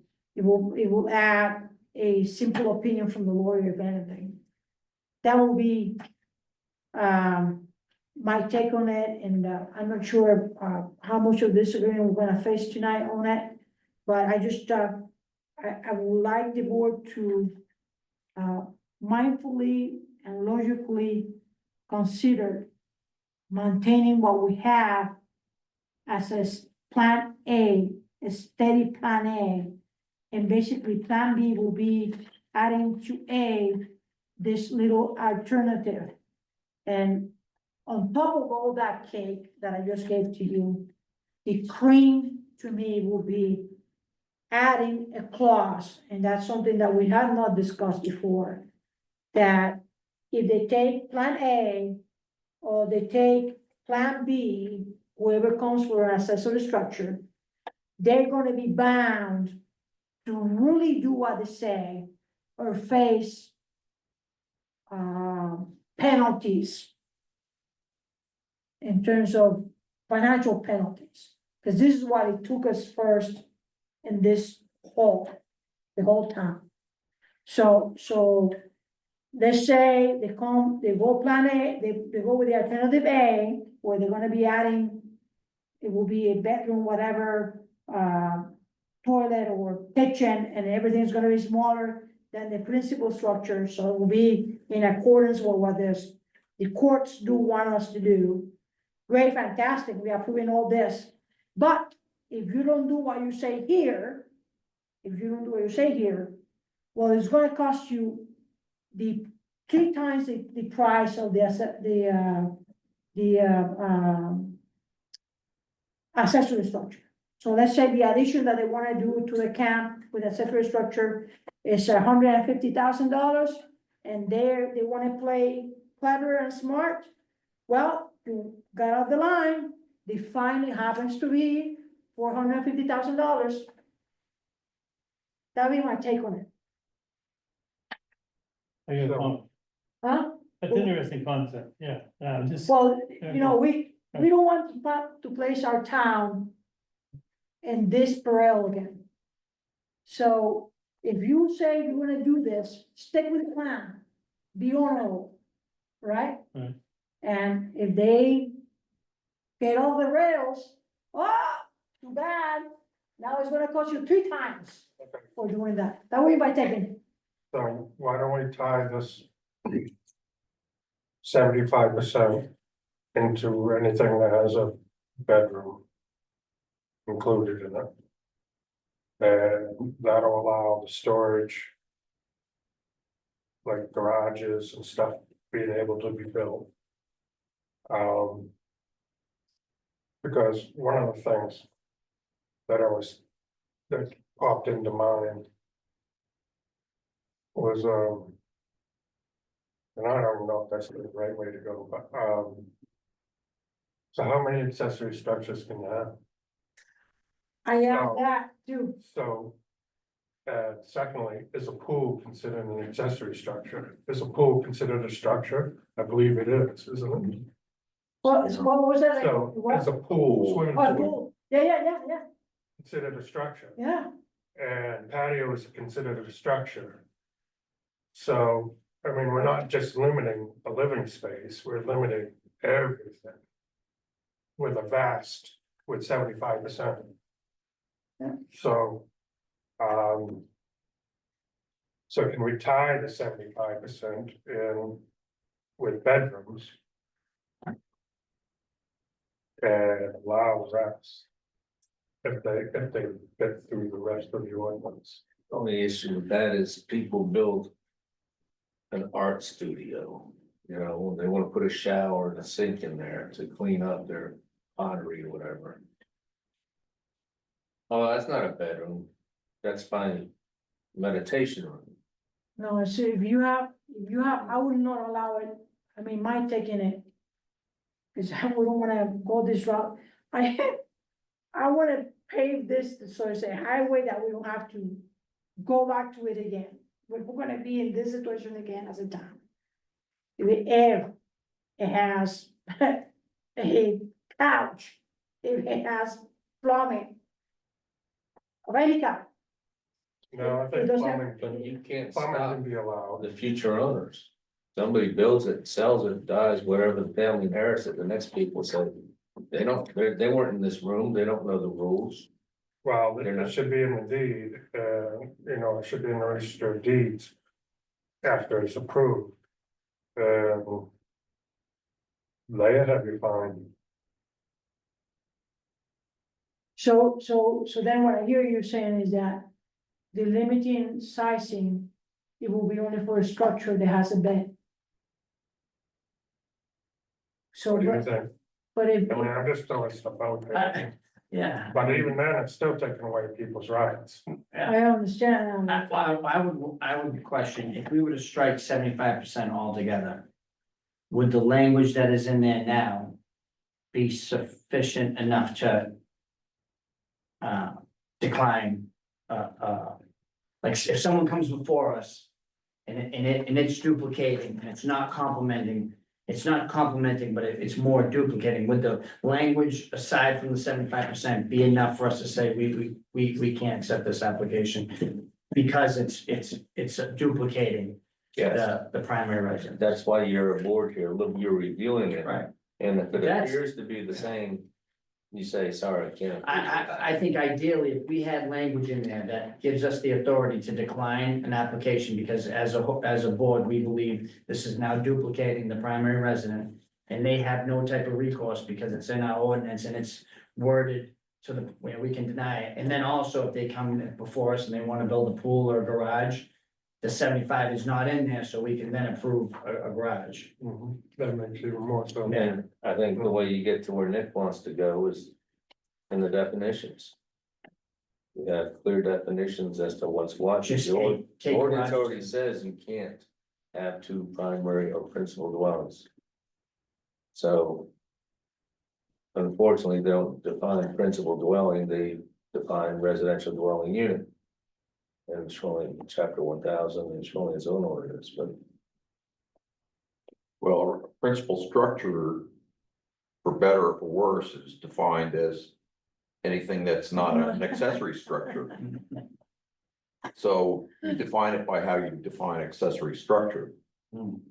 De facto, so anything that is an accessory structure becomes a, well, the accessory is a deck and a patio and a barn, garage. so, I got, hook up on what you were suggesting. So why you would suggest that the size be only attached to a bed? And Well, I actually like what he just said, bedroom. So, we all agree, We we're have to tilting understand, to you now. this is extremely rare cases. Yeah, I mean, like, if you go back through our history, this is the only time that this ever happened. So most of the time, it's just gonna be, it's not gonna be an issue. But if we have language in there that it is an issue, and we all agree, this is an issue, this one. At least the language supports us declining it, and they have no recourse. and list the stuff that, will cause a duplication, the size, the amount of bedrooms. And I think was the key, was what he was kind of emphasizing. when I And went the back. plumbing, He said, and. so, you And know, then he specifically talked about barns and saying that, a larger barn that was similar to the size of the primary would not be an issue. It was the and, because I even said or, and he was like, no, and. So I interpret that as he's saying it has to be big and duplicate. If it doesn't do both, then it's not a problem. But I would almost think if they built a house that duplicated the bedrooms and the bathrooms, that's enough. and it was, let's say, 70% the size, I almost think that could be a problem, Yes, yeah, to be honest with you. yeah, no, I think that could be a potential problem. If it had the same bedrooms, the same bathrooms, and now we're talking like on a little camp, say a little camp, a 1 bedroom, 1 bath camp. Someone wants to do a 1 bedroom, 1 bath accessory structure that's 70% smaller. I think that could be a problem. yes, I agree. So, I think if we could get language in there where we can just deny, because it's our opinion, and citing the stiff case, if we can do that in the language or whatever, that we can deny this application and we don't have any recourse, they have no recourse, and we're good. And then we can apply. I mean, most of the time, we're just gonna be checking these. It's good. It's like really rare. right, so for us, that's all fine and dandy, so cite the, stiff case. Like, and put the list of what could be duplicated, so future boards can look at it and say, well, if it has same amount of bedrooms, bathroom, even though it doesn't have a kitchen. That's a duplication, if the size is similar, so explaining somehow what the duplication is. Yeah, And what would qualify as a duplication. Right. So duplication can happen in any of the uses. But it needs to be listed out, and the only reason why I so say. future boards Yeah. can read it. The only reason why I say that, it could be a potential problem if say the secondary structure was 70%, right? So now we do 75 and it comes in at 70. Because the Supreme Court ruling doesn't have a number on it, we don't know what that is. But that's a Agreed. problem in that sense. He said size and use, so even if we put 75 on there, that's not to say that in the future, a Supreme Court wouldn't say, look, we told you size, well, you didn't tell us 75. Well, we still think 70% is too much, So I think we really have to just kind of keep it vague, but enough to where we're covered and we can deny an application. I mean, the only thing we know from the Supreme Court decision with regard to size is it is, the size of the Joneses. Right. 90%. Which is about 92% of Right. floor area. Right. That's too large. Yeah. As far as they're concerned, that's a second house. Right. When taken in combination with Mhm. all the uses that they have. And, Yeah. That's the only guidance we have. I mean, I have to admit, the whole discussion about the barn confused me because of the court's discussion about, and the attorney's discussion elsewhere about, that size does matter. And so, I think it's important for us, if we can't agree about the 75% or whatever the percentage is, we could go up to 90% or whatever it is, as long as it's less than 92%. Yeah. If we can't agree about that, then I think it's important for us to move forward with what we can agree on. So that we're at least making a good faith effort to comply with and bringing the ordinance into compliance with this court decision. I mean, I still personally feel that without having some kind of an objective standard on size, that we're gonna end up with a lot of inconsistent decisions in the future. But your point's well taken, Nick, that this is probably not gonna come up that often. Because, I mean, the way I read what the attorneys, what we've drafted and the attorneys, added, to our draft, would be that a lot of times a building that is smaller than say 75%, but has, multiple bedrooms, has a bath and has a kitchen, or maybe doesn't even have a kitchen, has a living space. That's a second principal structure. Right. And so, they'd have to have double the lot size. So I'm good, I've kind of been reworking this in my head ever since our last meeting, and I'm okay with just eliminating that one line of 75%, myself. I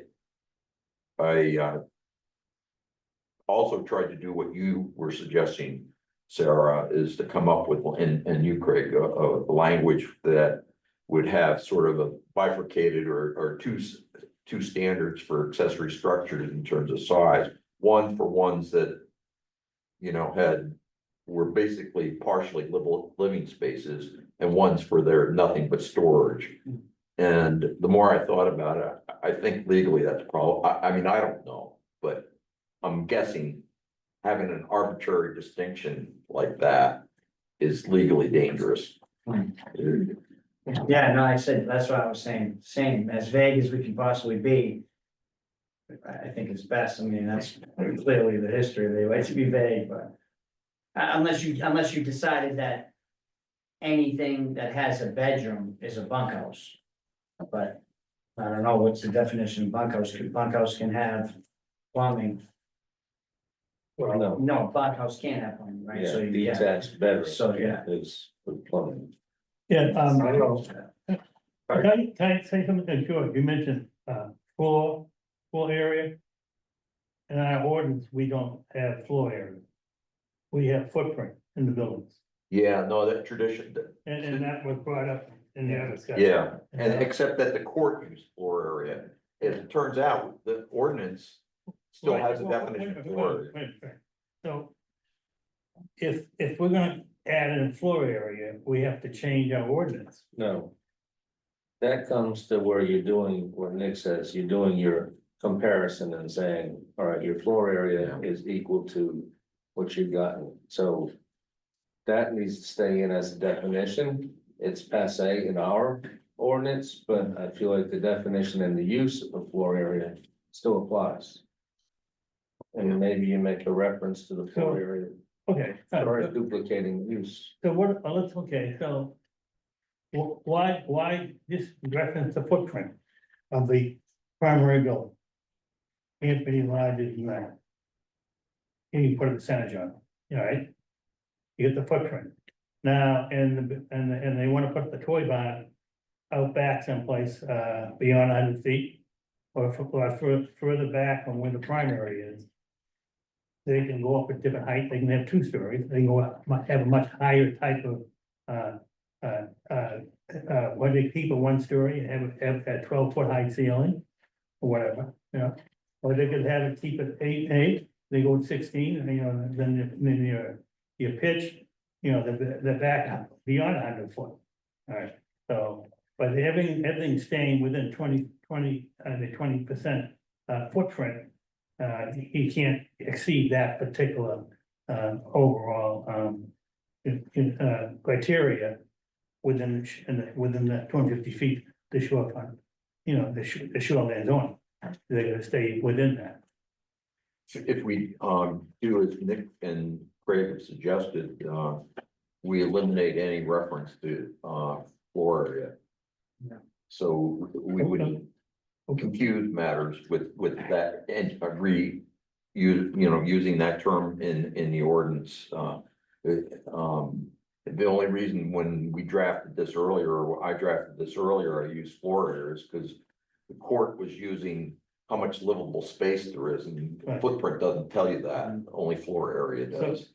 so we're saying that we're not gonna mention floor area?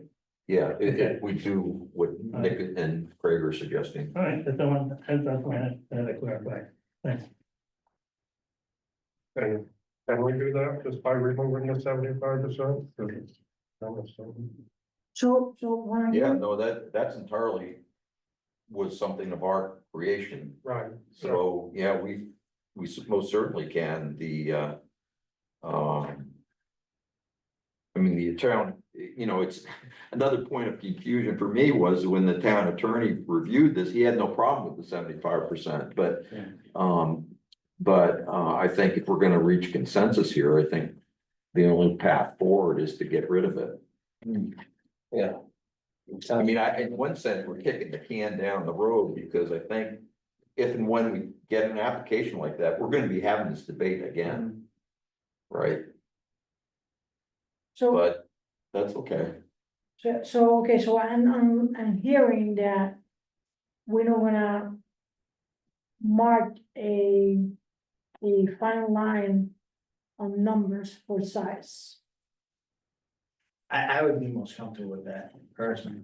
And what if we add a definition of duplicating a primary residence and outline in that application size, bedrooms, plumbing, and what would duplicate? So. I'm getting lazy now going that way. Put that in the definition. Okay, so. What about, I guess, what I was trying to sell this to the applicants is in packages. So the first package will be if you are gonna do size. If you're gonna introduce use. The use cannot be duplicated, and if you're gonna kind of do uses, it cannot be more than 2/3 of what the principal structure has. Meaning is if the principal structure has eight rooms, it cannot be more than, would be. eight Then you're rooms. putting numbers and sizes and stuff back involved in it. And you guys don't want that. So how we set a rule on what other future boards will do? Well, it and what says cannot? not to duplicate, so if you put Yeah. a definition in what duplicates. You know, the number of bedrooms. So if the principal The structure has, size, if the principal structure has 10 bedrooms, can they have 9 bedrooms? it's still, that's That's almost duplicating duplicated. it, Yeah, so. so how we, What if, if we don't put a number to it, how we gonna standardize what duplication is? Alright, numbers of bedrooms is kind of insignificant, 'cause people take their basements and throw bunk beds in there, you got rooms with 8 bunk beds in it. How do you count that? It's a So basement, should we say the number of beds then? 1 bedroom with 8 bunk beds in it. Should we say number of beds then? Well, beds can be floating too, because you can put an air mattress any place. Kind of hoping it gets voted down, and we have to let the state do the work. You know, What do you, I'm sorry, what do you mean? Well, State of the word, what do you mean? What do you mean by that? I feel like Shoreline Zone, Colin Clark needs to step up in the G. The Attorney General needs to step up and give us, say this is how we're gonna change the chapter 1000 to avoid this in the future, but that's just me, No, yeah, well. that's a very sensible. and that's thing. not getting us closer to our goal. And the only reason we went this direction is because it became clear that DEP was not gonna step up. No, they'll sit back and tell us we're wrong again, they got no problem with that. By the way, take a step back, you may recall at our last meeting, we voted and approved to send this to Colin Clark at DEP. Right. We heard nothing, Oh, no response whatsoever. I don't know if he's on vacation or what, so we just have to proceed without that. And we'll send, I mean, he still has a veto later in the process.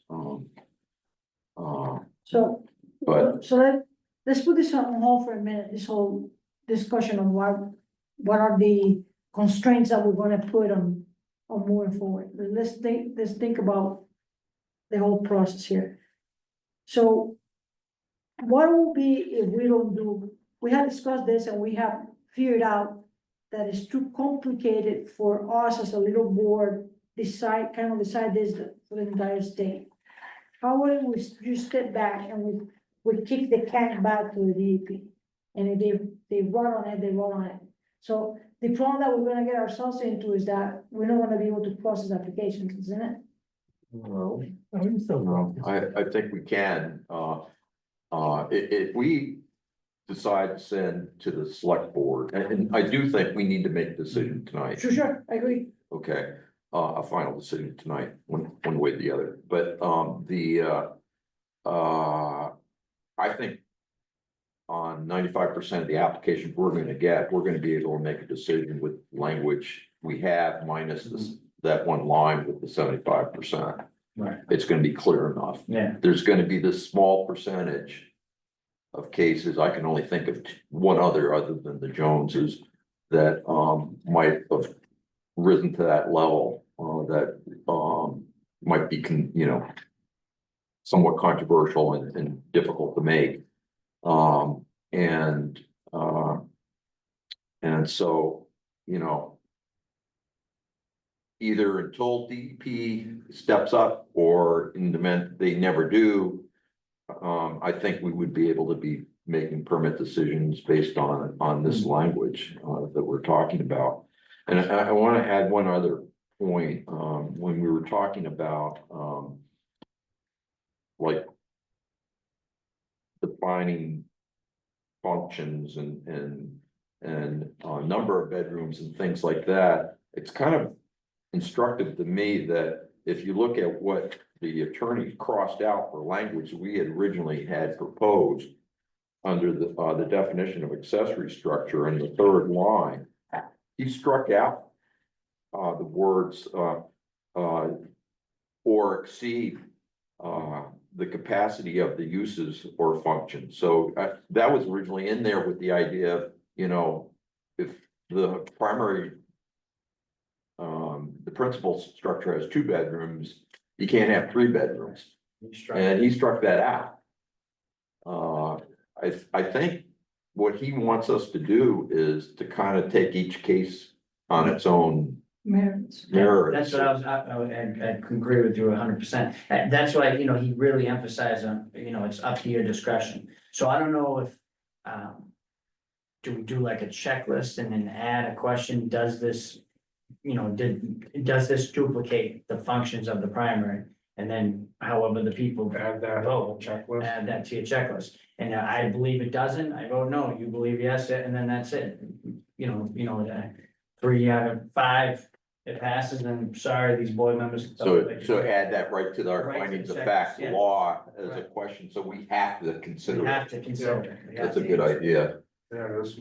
That is a Yeah, good no, idea, yeah. Nick. Then if it gets turned down, then they can always go to appeal, Yeah, get revisited.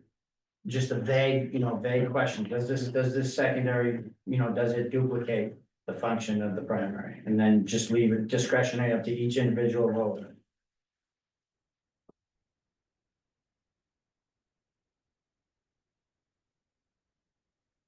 So I think I'm good with those 2 things, remove the 75% and add that to the checklist and Yeah. send it. Covered at least for now, we'll be covered. That's too easy. Yeah, that was pretty good. The findings Now, of fact. I got 2 things for you. Findings of fact, you can do as a committee and. Yeah, no, we can do that entirely on our own vote. Greg, why don't you fill that paper I just gave you away? Well, not quite yet. The voters still have to speak. So, The findings of fact. Oh, so then. Okay, so that's what's easy to settle. God, I was gonna be here till 10 o'clock.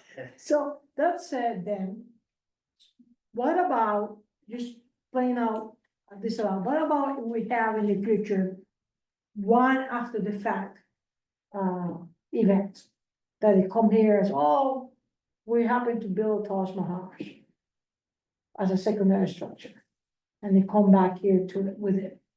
So what are our reports on that? I mean, do we give them 2 months to tear down the Taj Mahal? That is a Are secondary you talking structure? about the Joneses? No. Because we really shouldn't be talking about that according to the attorney. No. Let's say in the future, Mhm. we have a repeat session of Jones. Okay, How are we gonna funnel that?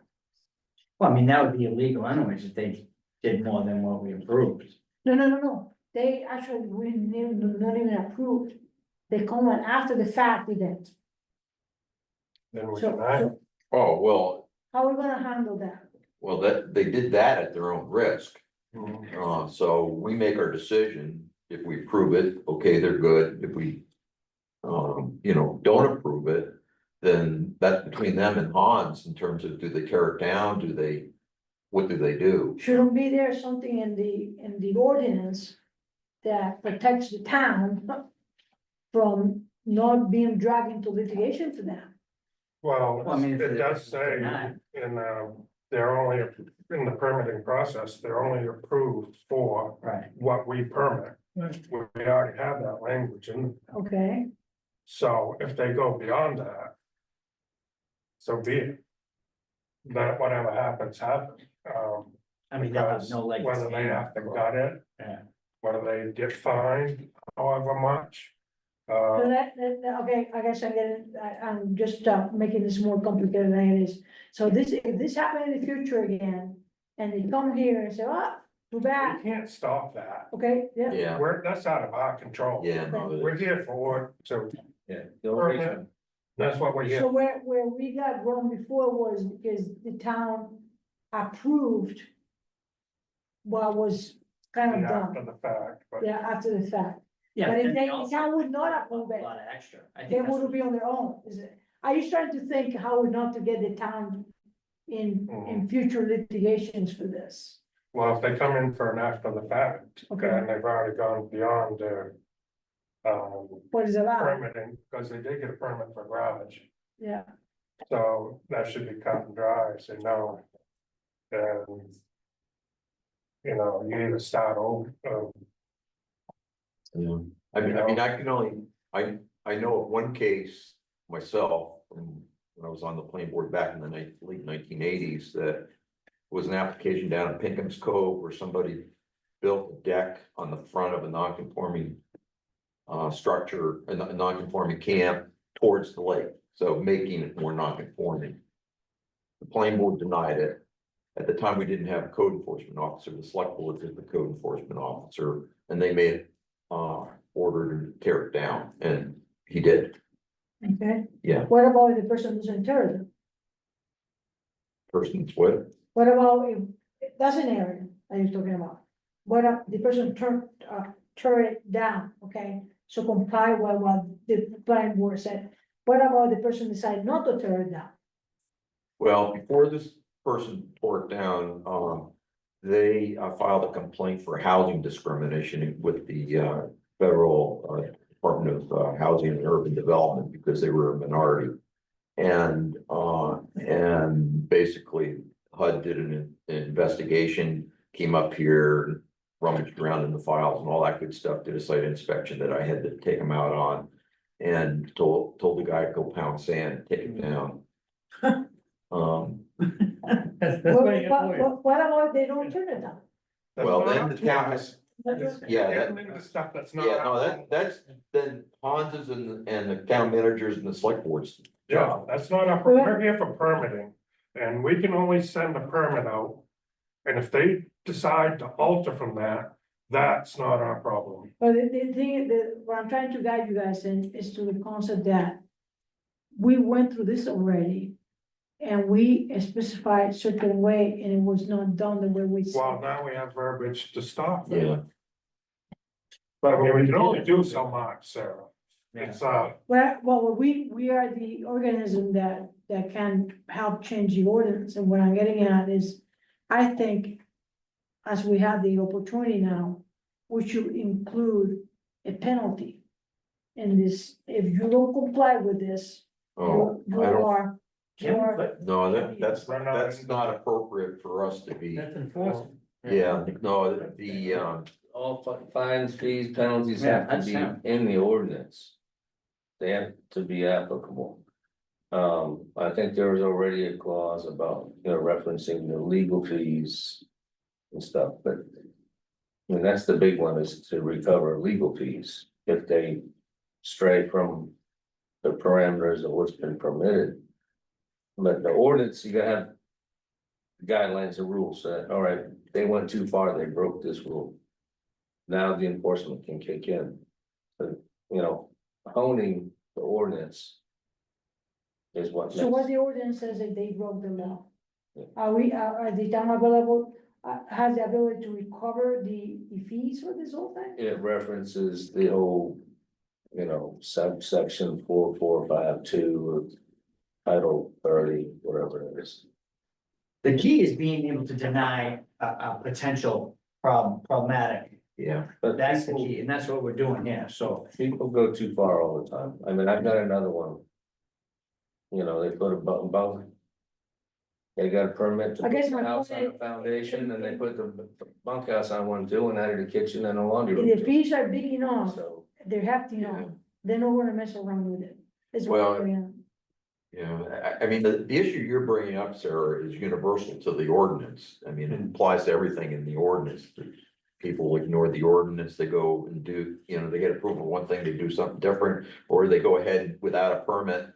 And then come in and find out that they can't, and we don't approve it because it doesn't meet the standards of the ordinance. I mean, that's.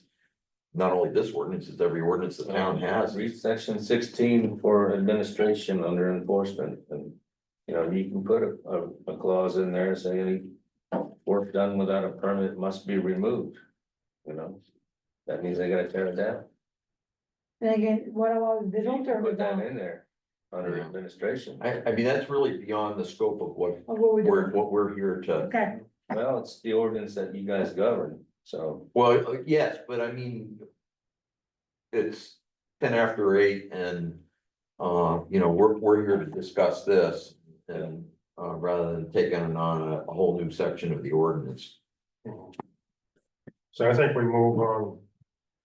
What we discussed, adding to the checklist and removing the 75%.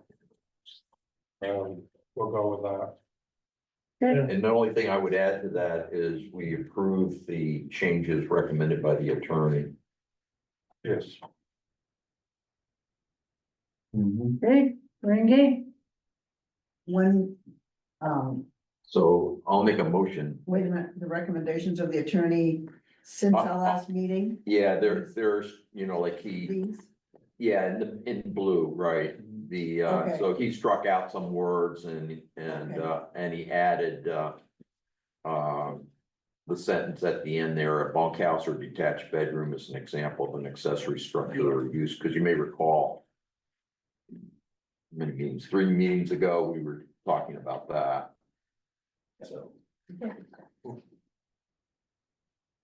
Unless somebody else wants to make a motion. No, go for it. I would make a motion to approve. The revised, draft.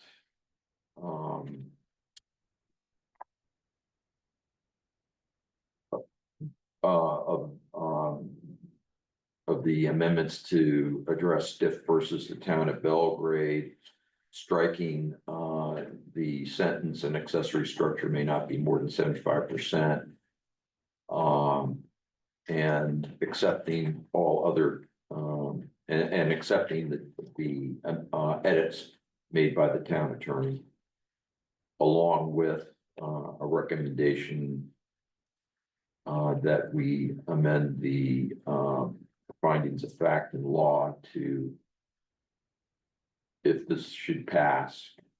Make more out of this than I probably need to. Anyway, if this should be passed by the voters on, to amend the findings of fact and law. To include, a finding, regarding, duplication and of functions and, to ensure that that's addressed by the board. Oh. Sorry, Penny. I read that. Yeah. And stop me when you need to change it. George made a motion to approve the revised draft of the amended Stiff versus Town of Belgrade, eliminating the 75% and accepting edits made by the town attorney along with the recommendation we amend the findings of fact in facts in law to include finding regarding duplication of functions and ensure that it is addressed by the board. Good, perfect, amazing. Really? I Good think enough for government. I missed something between draft of the amendments and then something you said before, Stiff versus Tel. Couldn't have been that important. should somehow, Second. okay, that, any discussion about that? The only thing I will say about that is that we have to get the findings of fact up to date and. We do, Yeah, but until they vote, right? If it yeah, passes. yeah, I mean, there's no point doing it until the voters have, Okay, my personal thing. Actually, I think that's good to have that here. Yeah, couldn't we just do that anyways? Yeah. No? we can do that without. Yeah, actually, we could, yeah, no, we. Cause there's language in there about Right. accessory structures now. All right. So maybe just remove if it's passed. I didn't put that in there. Okay. I don't think I did. And ensure that it is addressed by. Because then we could deny an application even before it goes to the town, if we have that in our checklist. Yeah, except we have to go by what's Yeah, in yeah, the even ordinance if- now and. Yeah, you're right.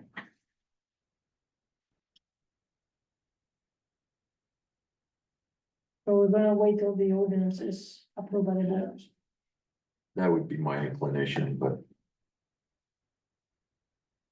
We can do that. Shouldn't be a problem. It's not like the 1% that it happens. I mean, there is a finding in there that we have to make that it meets the, I can't remember the exact language, but, you know, that it's in that big whole group of, that it meets the accessory and principal structure standards. So it's in there, it's just not as clear as what Right, we're right. talking about. And we're not gonna have a major change between now and the time this is voted on this board, so we're all aware of what. I Yeah, mean, a lot of this is for future boards, yeah, Yeah. right, so, yeah. we're not gonna have any major changes. Yeah. So between now and this goes to vote. Okay, we're good, right? So we're voting. Mr. Sakara, Yes. Mr. Surgeon, Yeah. Mr. Seal, Yes, Mr. Alexander. Yes. And me, so I guess 5 in favor, none opposed, and we approve the changes to the shoreline zone ordinance.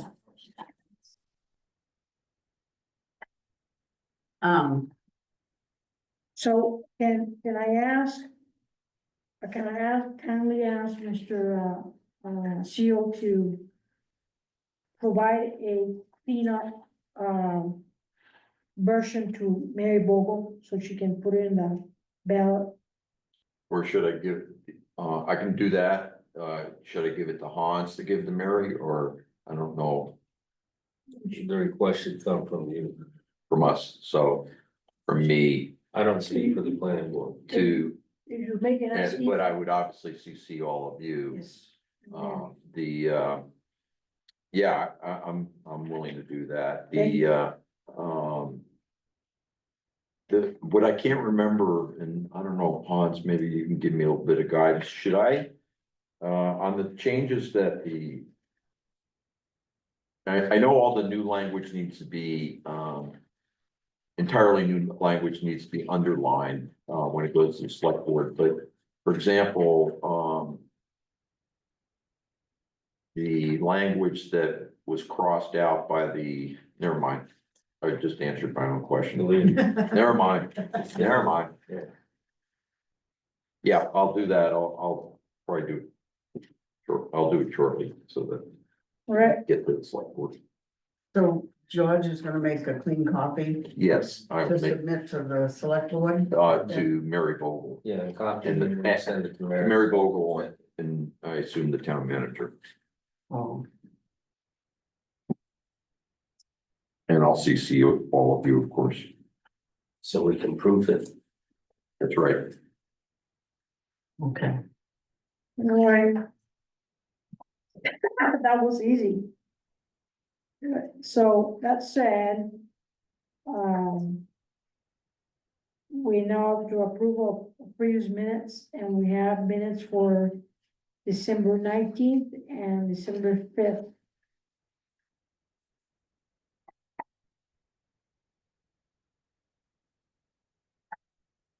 Soil erosion, we're gonna push that off, or? That will be on the CEO discussion. No? George, did you request? Yeah, so, You gotta put this to Mary as well, right? This is a change. well, it has been already once before. If you may recall, we approved this back in August unanimously. I actually went to the select board meeting when they took it up and they asked that we postpone until now. Bringing it before the voters. And I just didn't know, you know, how you wanted to handle it, probably it probably would be good to remind Mary and Lorna. So it probably would be good to, send it to them again. I didn't know if, I don't think there's a need for another vote on our part. We've already voted on it once. Yeah. I had brought it to Hans's attention, because, just so it wouldn't fall through the cracks. Yeah. So do we send it as a second to when you're gonna So clean a up reminder. as a reminder? I can attach it to it, yeah. All right. And then there's the other two items that we approved at the last meeting. that you forwarded on. To, Mary, I Yes. believe, She's got. so she's already got that. And just as a, I guess, a CEO comment. The one about notification to abutters. There's a state version of that coming down the pipeline, Oh, really? yeah. In chapter 1000 yeah, or it's state law? Under, it's chapter 305, the NERPA permits, which is permitted by rules. So they're making the applicant notify the neighbors when they apply for it. So it's really kind of up in the beginning. When the neighbors' input might sway The permit, DEP's yeah, permit by rule. So But that wouldn't be for all shoreline zoning permits. not all shoreline zone, but anything that requires a NERPA permit, which is within 75 feet. Well, wasn't the proposal though from the Natural Resources and Lakes Group? Yeah, for all For shoreline permits, zoning, yeah. but it's after it's permitted. But after. Yeah, the applicant After. comes to do the permitting, and then after it's permitted is when it's notified. Well, we may need to revisit that. To kind of clean it up. Later on. Hans, did you say that it's making the applicant notify the abutters? Okay. It's not law yet. Huh? It's not law But it's yet, but it's proposed coming. and it's in the comment period right now. Okay.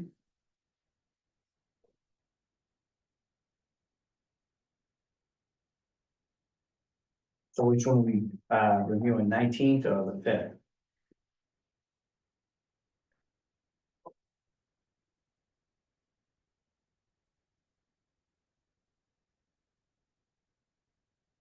Let's go with the fifth. 5th first? Why not? Yeah.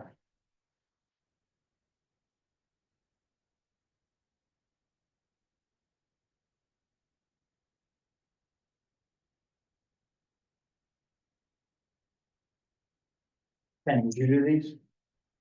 You did these things? Thank you very much. You're welcome. Very nice. Thank you. I didn't have a list of the online attendees, do you know? For either of those meetings. Leave it out. Was it gonna change anything? They're not. I didn't they're know not how approving relevant the it was minutes. to you people, but I didn't have it, so I didn't know. You want me to cross that out? Or just.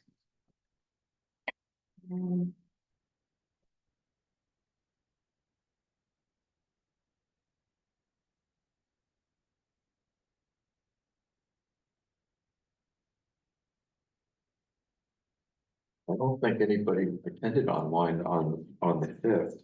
There's, Did they? I don't remember, it's the one where they made a presentation, I believe, Paul Feinberg, Oh, that's right. Andrew Dallas, there's a few people online. You know, Alana, Alfred, or whatever her name is. Anyway. But I don't know what meeting it is.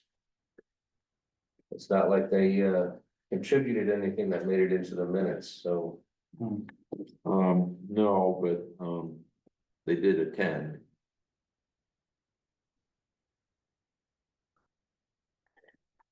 Well, have you been looking at the recordings?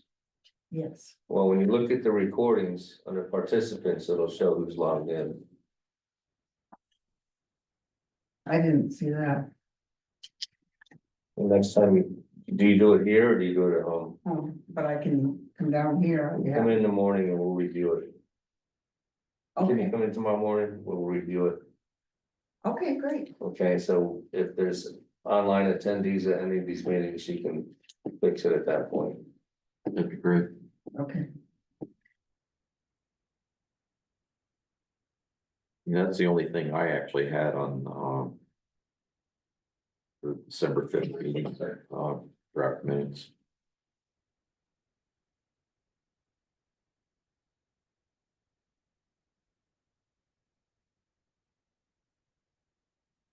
Any more comments on that one? No,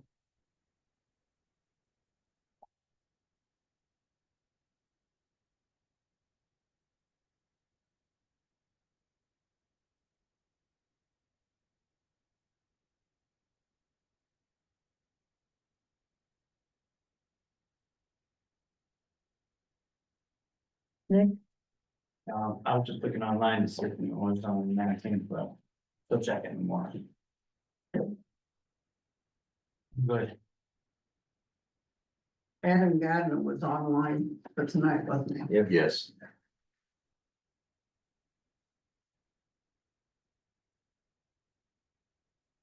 You good with the one on the fifth? So I will entertain a motion. I'll make a motion that we accept the minutes of December 5th, 2024 I'll second that. as Oh, written. So we get a motion from Mr. Alexander and a second from Mr. Sakara. And the only thing we're gonna change in those minutes is that we're gonna add the names on the online attendees. All right, so we're voting, Mr. Sakara, yes. Mr. Sergeant, Yes. Mr. Seal, Yes. Mr. Alexander. Yes, And Michelle Angel is 5 in favor, none opposed, and the minutes of December 5th are approved. With the changes, suggested. Right, minutes, we're gonna go from minutes of, 12/19.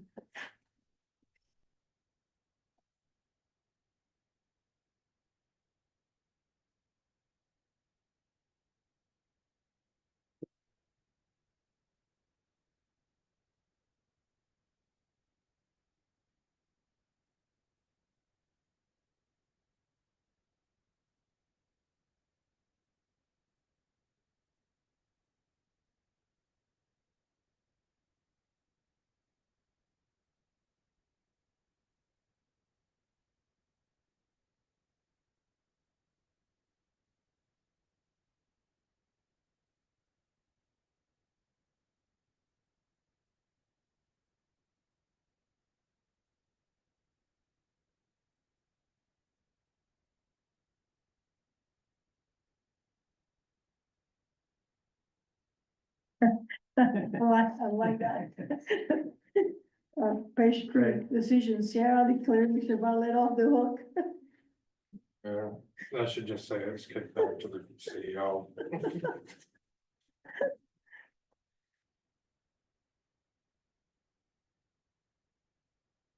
I actually said that.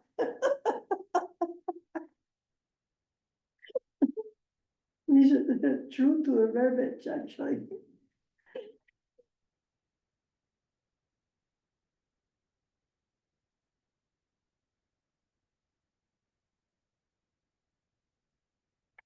It's a pretty good, they're kind of a narrative, I like it. They're very good, Mr. Morale, I'm sorry? they're very good. Oh, thank you. I spent a lot of time on it because I couldn't hear and stop and start, record. Well, you did a very nice job.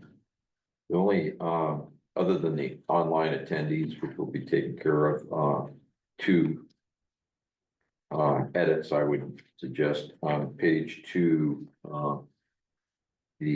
under old business, the second item, attorney response. It wasn't to the Lakes and Natural Resources Committee, it was, all that has to do with the stiff decision, so I would just eliminate Penny, the to Lakes and Natural Resources Committee, I would just strike that right out. You see what I mean? I don't see where you are. So page 2, under old business. Yeah. the First item subdivision checklist, the second item starts attorney response. In the bold letters. In bold letters. Oh, The attorney heading. response? Yeah, I would suggest crossing out to Lakes and Natural Resources Committee, because we, that, Oh, okay, that's a different subject. oh, okay, so just say attorney responses to recommendations. And then further down that same page, subdivision checklist is listed a second time as a heading. Oh. Yeah. You can cross that out, because, Subdivision checklist. Yeah, Cross good. it out. yeah, because you already have it up at the beginning. Oh, but the reason I put it there was because up here, they postponed it, so they took it up down there. You don't want to, Um, you don't want to. Yeah, we didn't actually take it up, we just skipped it. You did up there, but you did discuss. And we did down there too. I'm not following, okay. I'm sorry. So do you want me to take it out at the top? Was the skip? Just down in the one that's the bottom third there, the second one. Subdivision checklist, just take it out. Yes. Will do.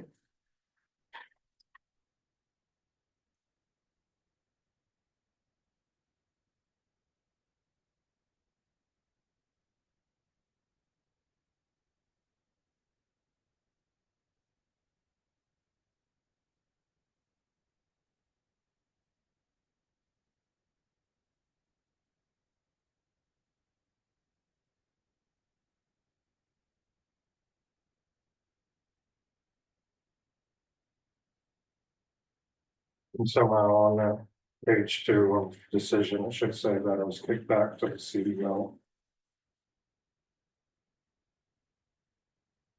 What's that, right? On decision, on top of the page on decision. Yeah, And Sarah Lynn got declared off the hook or whatever. It should say that his application was kicked back to the CEO. Somewhere in there. Which basically what was on this application. Okay, so it should say the application was kicked back to the CEO. Yeah. Okay, Or, however you want to word it. was sent back. Yeah. To the CEO, was sent back to the CEO. Do you want me to take anything out of there? And just leave it. So much a little more information that needs to be in there, but. I don't, it's, as long as it's notified that it's sent back to the CEO, it's fine.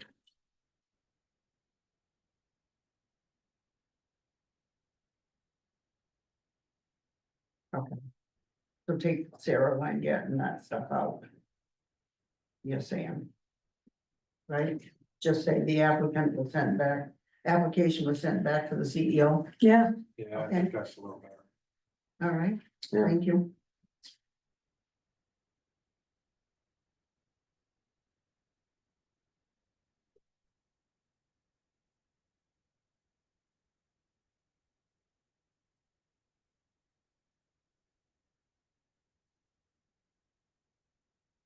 Ready for a motion? I'll make a motion to approve the minutes of December 19th, 2024. As amended. Second, right here, a motion from Mr. Steele and a second from Mr. Alexander. So we're gonna, any further discussion? No, so we're gonna vote. Mr. Sakara? Yes. Mrs. Sargent? Yes. Mr. Steele? Yes. Mr. Alexander? yes, And Mr. Longus, so it's 5 in favor, none opposed, and the minutes of December 19th, 2024 are approved. With the, suggestions and amendments done.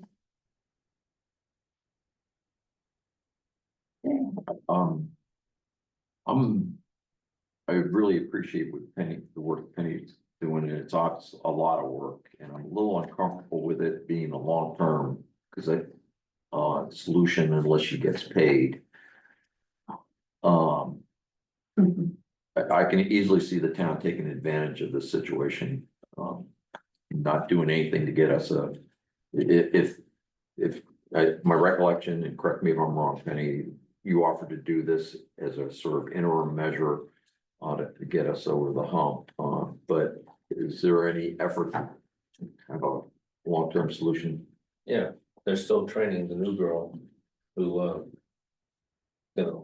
once she's up to speed, then they can dedicate some time. Okay, I mean, but you want to have a conversation with Mary and Lorna about it. I mean, Mary is the office manager, okay. All All right, as long as last time I don't think that was on the table yet, and at least that I heard, and so I was just a little uncomfortable with. Thank you. I got on that discussion you brought up, Jody. Is there any way if, Penny would be willing to take it on as a part-time job, paid job, could that happen or what? Yes, that could, they used to pay an outside person, so the reimbursement that they used to give to somebody else, I would think Penny's eligible for. Was it offered to you? You didn't deny it? And say, I want. Well, I told Sarah I'd do it. Yeah. So it's just a thing amongst the planning. So maybe Sarah should talk to Lauren about I can do that having tomorrow. some, you know, Is that not the same? What? Is that not the same? Well, I mean, because I personally consider you a member of the planning board first and foremost, Right, not our secretary. right, I understand that, but if she's willing to incorporate it into being a planning board member, you know. No, I understand your point, it's a good one. So, as Lauren is HR and, you know. I know they wanna avoid. If they can have somebody do it up there, but I don't see that happening in the near future, so interim. Yeah, Penny deserves it, Penny should get it. yeah, you need to get paid. That's a big point. Anyways, figure that out. I'll take care of that tomorrow. Thank you, Penny. You're welcome. It's work. So next on the agenda will be CEO comments. Sorry, it's vote, so. I used them all up. What's this here? The tree thing. Oh, that was part of the subdivision, their buffer conditions Oh, yeah. that were on the buffer plan that they brought to me during the week. Basically, it was the same site plan, but it had the buffer stuff on it. Yeah. This comes right from their site That was plan, right? back in the Yeah, original. yeah, okay. I thought I read it. Dedicated road, so. Okay, any further discussion by any board member? Did you take any action on the buffer thing? No, it was just. That was just information. For our information. And I was gave the opportunity for me to instruct them, you know, when they sell the lots, to make sure everybody knows. Very good. Yeah, So on discussion, I just have an observation and I really wanna thank the board for the flexibility and the ability to dialogue our disagreements. I really feel tremendous. I don't like to use the word proud, but I really like to use the word rejoice. I really rejoice being in this board. It's wonderful. So I wanna thank you, everybody, pulling together to get in the agreement song, okay, consensus. Other than that, I will entertain a motion to adjourn. make a motion, we adjourn. And so I hear, I'll second that. I hear a motion from Mr. Surgeon and a second from Mrs. Sakara. Mrs. Sakara? Yes. Mr. Surgeon? Yes. Mr. Seal? Yes. Mr. Alexander? Yes. And Mr. Longet is a yes, it's 5 in favor, none opposed, and we are adjourned.